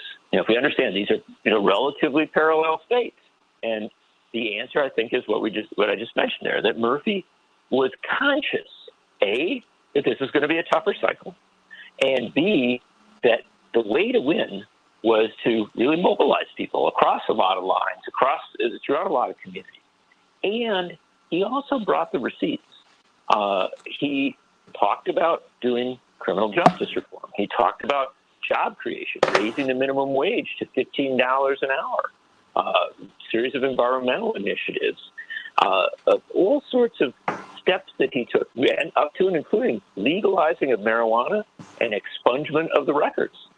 And so at the end of the day, Murphy had something to talk about, and he went out of his way to talk about it to the people. Now, let's then look at the final measure, because we shouldn't lie to ourselves. It was a bad night for Democrats. They had a rough night overall. But a lot of people are saying, wow, look at this Glenn Youngkin in Virginia.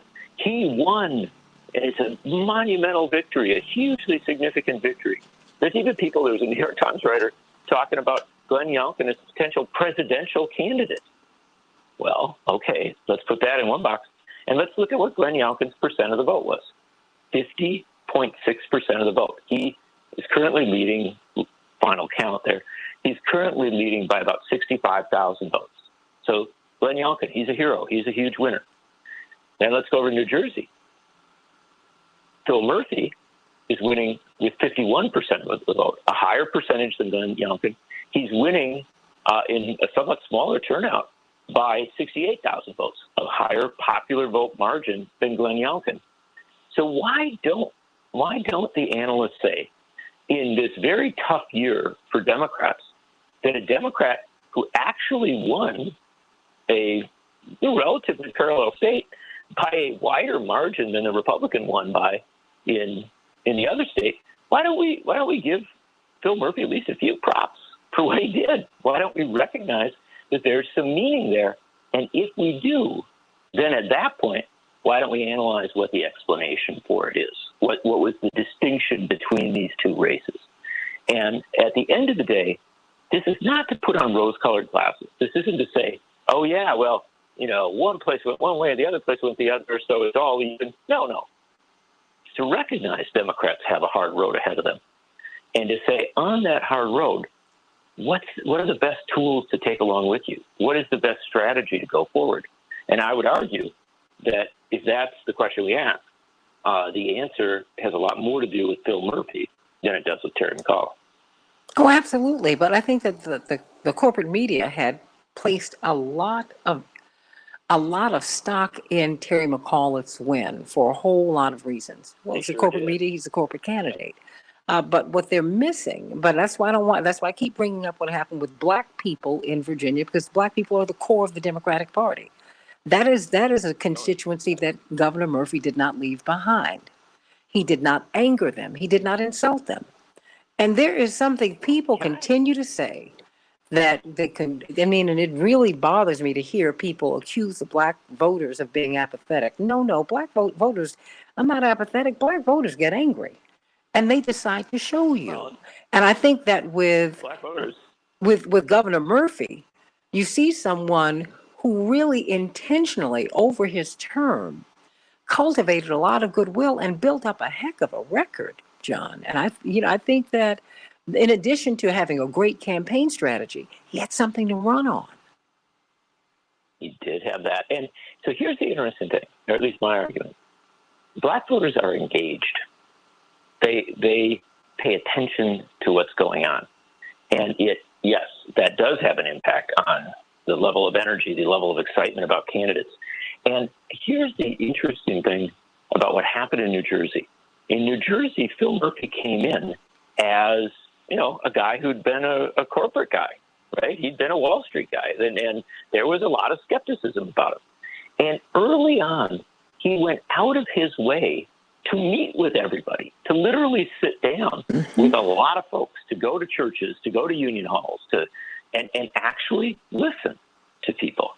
Now, in the first stages of his governorship, he screwed up a couple times. He wasn't perfect.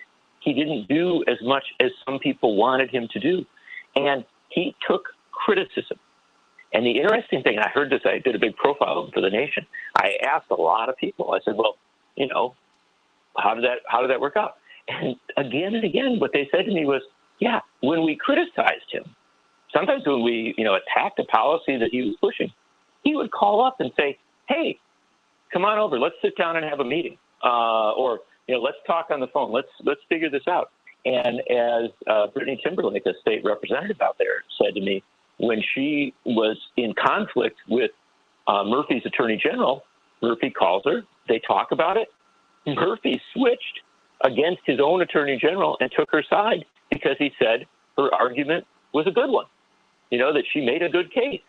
And so the way that he won loyalty, I think, and the way that he got the votes that he needed in this case was not because he was always perfect, but because he was able to acknowledge when he wasn't perfect, and because he kept reaching out to people and making these connections. And at the end, boy, you look at his list of endorsements who came to support him. He had strong support from people he had once been in conflict with. And so that's a style and an approach that I think a lot of Democrats don't understand. That, if you're criticized by constituencies, instead of saying, oh, you're a disloyal Democrat, or you're not, you need to stand by me and do what I tell you to do. If instead your response is, well, what's your concern? How can we sort this out? Where do we need to get to? And if you actually will change when it turns out you're wrong, boy, I mean, that's a politics that actually can develop roots, that can, to my mind, have some strength, and that can see you through a very difficult circumstance, a very tough year.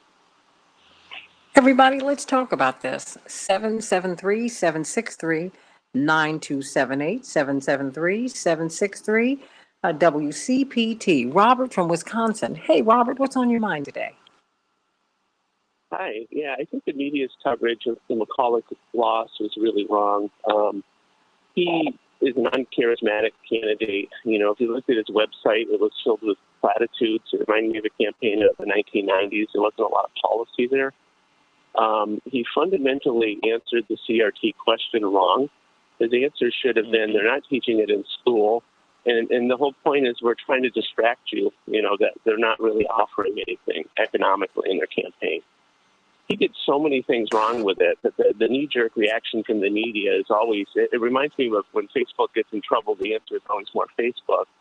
When moderate or conservative Dems win, or lose, the answer is it's always the progressives' fault. So if we look at progressive campaigns across the country, there were a lot of them things that happened very positive on the second, and no one reported it. So you look at Cleveland, Philadelphia. Several areas have new mayors. The person in Philadelphia wants to actually demilitarize the police department. Pittsburgh, New York, Boston. Pittsburgh. Yeah, exactly. I think the woman's name was Michelle Wu or something in Boston. New York State changed their constitution to include clean air and clean water and part of the things.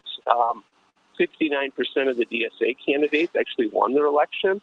In Tucson, the minimum wage was approved by voters. So where Kristen Sinema's from, and she doesn't want to vote for the minimum wage, the voters overwhelmingly supported a hike in the minimum wage, like 61% of them. But none of this gets covered. It's all Terry Mcauliffe, lost, so it's doom and gloom. There's a lot of positive things that happened on the progressive side. Well, you know what? Hold on, Robert. And there was someone who said during Reverend's first campaign, this woman called in because there was a lot of criticism about Reverend Jackson running. And it's not going to work. It's never going to work. And this woman said, and she was a very, very basic woman. She said, Reverend, you just needs to run because we's be winning every day. And that became that was something that drove him and drove all of us throughout that campaign, because you can't let someone else, you cannot cede the power of self-assessment, Robert and John. You're the one, you have to tell your own story, which is kind of sort of what we were talking about in the previous segment. You really do have to write your own narrative, which is why media, you need to understand there's corporate media, and then there are also other forms of media. You're right, Robert. We have to tell our story, which is why John said, hey, we got a big win. And what you're telling us is that we got big wins all over the place, John. Yeah. If I can jump in here, let me. This is you. But let me build on what's being said by our good caller. This is one of the problems with how our media covers elections. And it really is a media problem.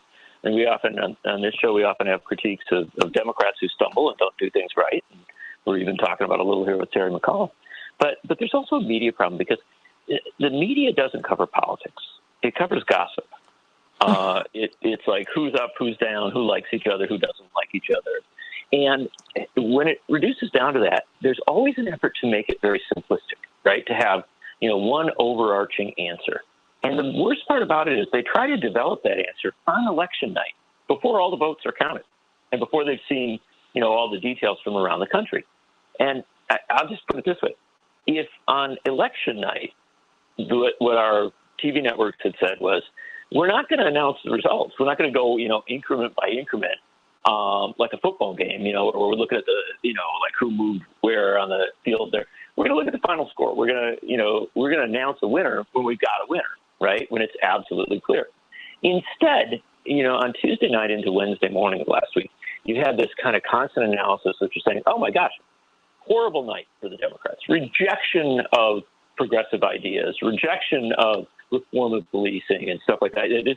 This became the narrative of the night. And they never let go of it. They've kept it going, even though, as time has passed, the numbers have called some of that into question. And the thing that I always point out is you had two gubernatorial elections. One went to a Republican, one went to a Democrat. That's an uncommon thing. Usually, historically, these two elections have tended to go in pattern. But they didn't. They broke. That's a significant thing for Phil Murphy. It's also a significant thing for Democrats. Then let's look at the mayoral races around the country. A lot of people highlighting that you have had some more conservative candidates, Democrats, win for mayor in places like Buffalo and to some extent New York City. But then you have Michelle Wu up in Boston, who ran as a flat-out progressive, won an overwhelming victory in a tough city, a hard city. She's the first person of color elected. She ran on the Green New Deal, reforming police, a whole host of other progressive economic, social, and racial justice initiatives. And then you say, okay, yeah, but what about Minneapolis? Minneapolis had a vote on reforming policing. It only got 44%. Well, with all due respect, for a new idea a major idea of getting rid of the traditional police department and bringing in a public safety department, to get 44% at this relatively early stage in the development of these ideas is not exactly a horrible defeat. And then let's look down at Austin, Texas. Austin, Texas had the alternative. In Austin, the police union and other folks proposed expanding the number of police. All the same messaging, all the same, a lot of fear mongering as regards crime and things of that nature. In Austin, they voted 68% to 32% against expanding police spending. And so what you see around the country is a mix of results. And if we analyze them honestly, if we kind of go deeper into it, what we're going to realize is that instead of one simple answer, what we have is one simple question. And the question is, can the Democratic Party learn? Can it learn from what happened on Tuesday and be prepared for the midterm elections in 2022? And one of the first things they have to learn is that you cannot launch a Build Back Better plan, as well as an infrastructure bill, in July of a year when you control the presidency and both houses of Congress and still not have it done by November. If you do that, people are going to look at you and say, I got some doubts about, whether you got your act together. Now, that may be fair. It may be unfair. We can blame Manchin. We can blame Sinema. We can talk about all this other stuff. But the fact of the matter is, it was quite clear that hurt Democrats. Also, not knowing how to talk about CRT hurt Democrats. It's not that CRT hurt them. It's not knowing how to talk about it. Or maybe not wanting to, John. Not wanting to, exactly. Not wanting to, and like the Build Back Better plan, not wanting to sell it. Okay? Because if they had just said 2 free years of college, you want that? What about paid family leave? You want that? That was never mentioned, John. Crazy. Dental, vision, hearing care for our elders. I mean, come on. These are incredibly popular things. So you're right, they didn't sell. But let me just focus for 1 second on the CRT debate, because it's somewhat significant here. There's a lot of, kind of instant analysis saying, wow, look, that's a really powerful new issue for the Republicans. No, it's a very old issue for the Republicans.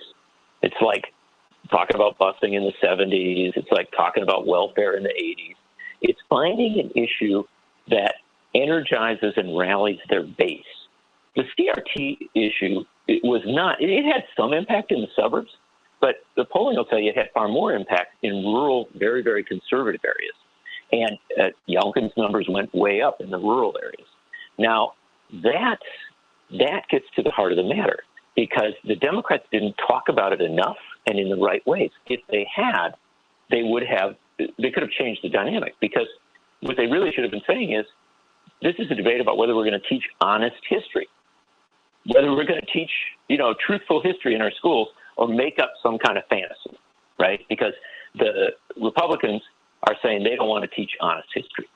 And I know that works because in Mcauliffe in Wisconsin, which is a suburban area north of Milwaukee, they had a recall election where they tried to recall 4 school board members. Now, the national and statewide conservatives came in. They spent tens of thousands of dollars. The Republican candidate for governor in Wisconsin, Rebecca Clayfish, came to a rally in Mcauliffe. The whole thing, they're talking about CRT. They're saying that the school is emphasizing diversity too much, that the school is, going downhill because it's embracing all these new academic concepts, blah, blah, blah. The people in Mcauliffe, the parents who organized, said, no. We're giving our kids an education that prepares them for the 21st century. Not half of CRT isn't taught in the schools, but yeah, diversity is important, and teaching honest history is important. And they went to the doors. They talked about this. Those 4 school board members, instead of getting beat in a town that voted for Trump, by the way, in a Republican county, instead of getting beat, they won, all 4 of them, with around 60% of the vote. So this can be, you can do this, but you can't run away from it. You got to run to it. Well, absolutely. I mean, and that's my point. But that goes to intention, John. Do you want to win? Do you want to really? Because a lot of the corporate Democrats, and and yes, I do a fair amount of criticizing of the Democrats and really of the establishment on this show. I criticize corporatists, whether be they Republican or Democrat, because I am not that. I am a populist. And I think populist politics work because they work for everybody. And I do not see the intention of explaining these policies that are enormously popular with everyone, John. Build Back Better, when they were explained to the most right wing of Republicans, they were like, well, that works for me because they need jobs and they need to go to school. It polls great. It polls great. And you know what The else? last 30 seconds belong to You know you. what else polls?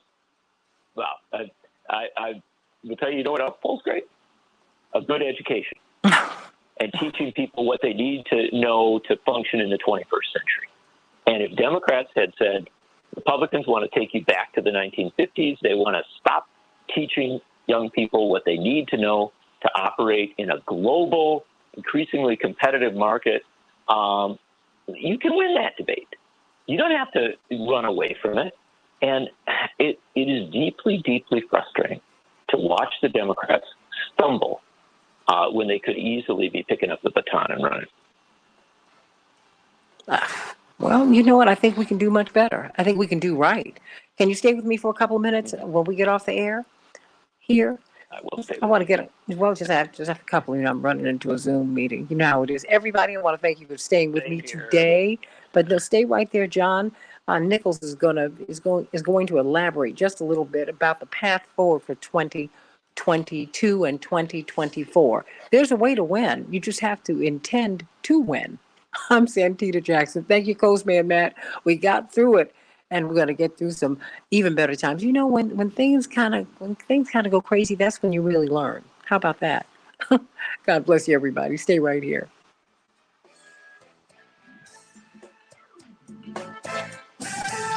Thank you, Coastman Matt. Thank you so much. I just need a couple more minutes with John.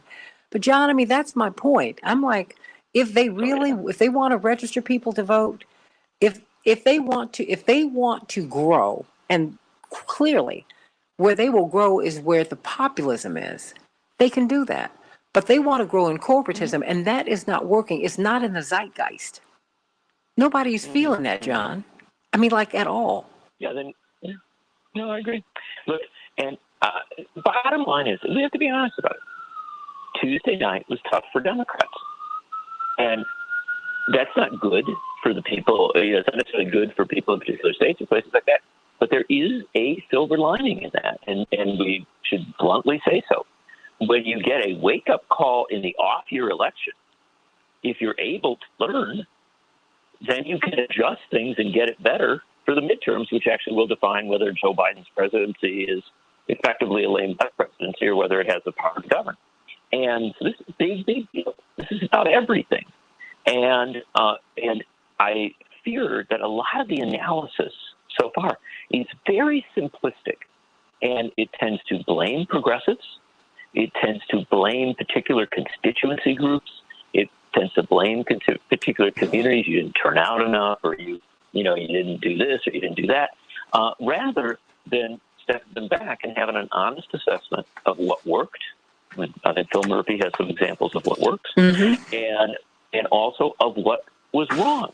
And I'll tell you right out, what was wrong was, you emphasize this again, you cannot go from July to November, when you control the presidency in both houses of Congress, with a plan that is immensely popular, and not sell it, and instead spend all your time negotiating with Joe Manchin.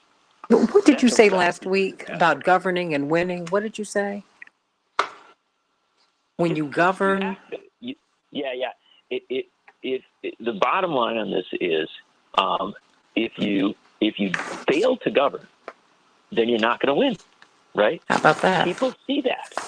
They actually, and this isn't about Democrat, Republican, conservative, liberal, whatever. This is about something much bigger. It is, Is there a sense that when we give you power, you use it and do things, right? That's right. And if you fail in that moment, then people are going to look elsewhere. Or, and this is the perhaps even more dangerous thing, They're just going to say, yeah, it doesn't matter who we give power to. And that's what you're hearing a lot of. You know, that's what you are hearing a lot of that. A lot. Hey, Ms. Jackson? Yes. And if you end up in that situation as a political party. Oh, hold on. I'm sorry. Hold on one moment. I've got my engineer who needs to say something to me. Yes? Hey, sorry to interrupt, Ms. Jackson. We have a caller on the line still. It's Lady Norma. Did you want me to connect her through, or should I tell her to call back in tomorrow? I didn't know she was still there. Yeah, no, she stuck around. Oh, okay. Well, you know, I'd like for you to finish your thought, John, and then I'd like to take this call, and then we're going to have to go. Yeah, it's totally fine. I have to go too, and so I understand. No, you do. And that's, yeah, it's essentially the thought is a simple one. There's a lot of micro analysis that is useful, and I think even sometimes encouraging. But it is that macro analysis. It's that top line that we have to keep conscious of, and that macro tells us that the Democrats can't fool around in Washington anymore. And if that means, bringing the hammer down on Joe Manchin, if that means figuring out how to get Kirsten Sinema on board and doing things, then, look, that's job one. As much as Biden has other things to do, he's got to be president, not just on, these particular bills, but on everything else. I understand all the demands on him, but the image coming out of Washington cannot be one of Democrats not being able to pull themselves together and govern. If it continues to be that, then their risk of losses in 2022 are great. Well, first of all, they have to decide that, number one, they need to, I told you, the Republicans, they went with it. They said, okay, this party is pulling in this direction. Rather than throw the baby out with the bathwater, we're going to go with this. Now, they didn't like Trump, but they went with him because he kept the party afloat. The Democratic establishment did not like Bernie, and they tried to throw him overboard. Mistake. And all the people who came that he energized and brought with him, mistake. They did this 40 years ago, 30 years ago with Reverend. It's the mistake. It's crazy. If they don't want to be Democrats, then they need to go on and form their own party. Yes, I am saying that. We can disagree on that. I am tired of watching populists who stand for the people and who meet the needs, the true needs of the people. I am tired of seeing them get thrown overboard, and I'm not alone, John. I'm tired of it. My whole voting life, which is almost 40 years, this is what I've seen. You get tired of it. Tired. Right. And again, it's a simple lesson. Things didn't go well on Tuesday. For Democrats, it was a tough day. There's no doubt of that. What do you do in your life when things don't go well? Do you continue doing things the way you were doing them? Or do you pause and learn and figure out how to do things better? I mean, this is not complicated. And yet, if it's just a blame game, blame progressives, blame people that want to reform the police, blame, communities and constituencies who you don't think turned out enough or whatever. You get into that blame game rather than examining yourself, you're going to lose again. I mean, it's true for human experience, and it is true in politics.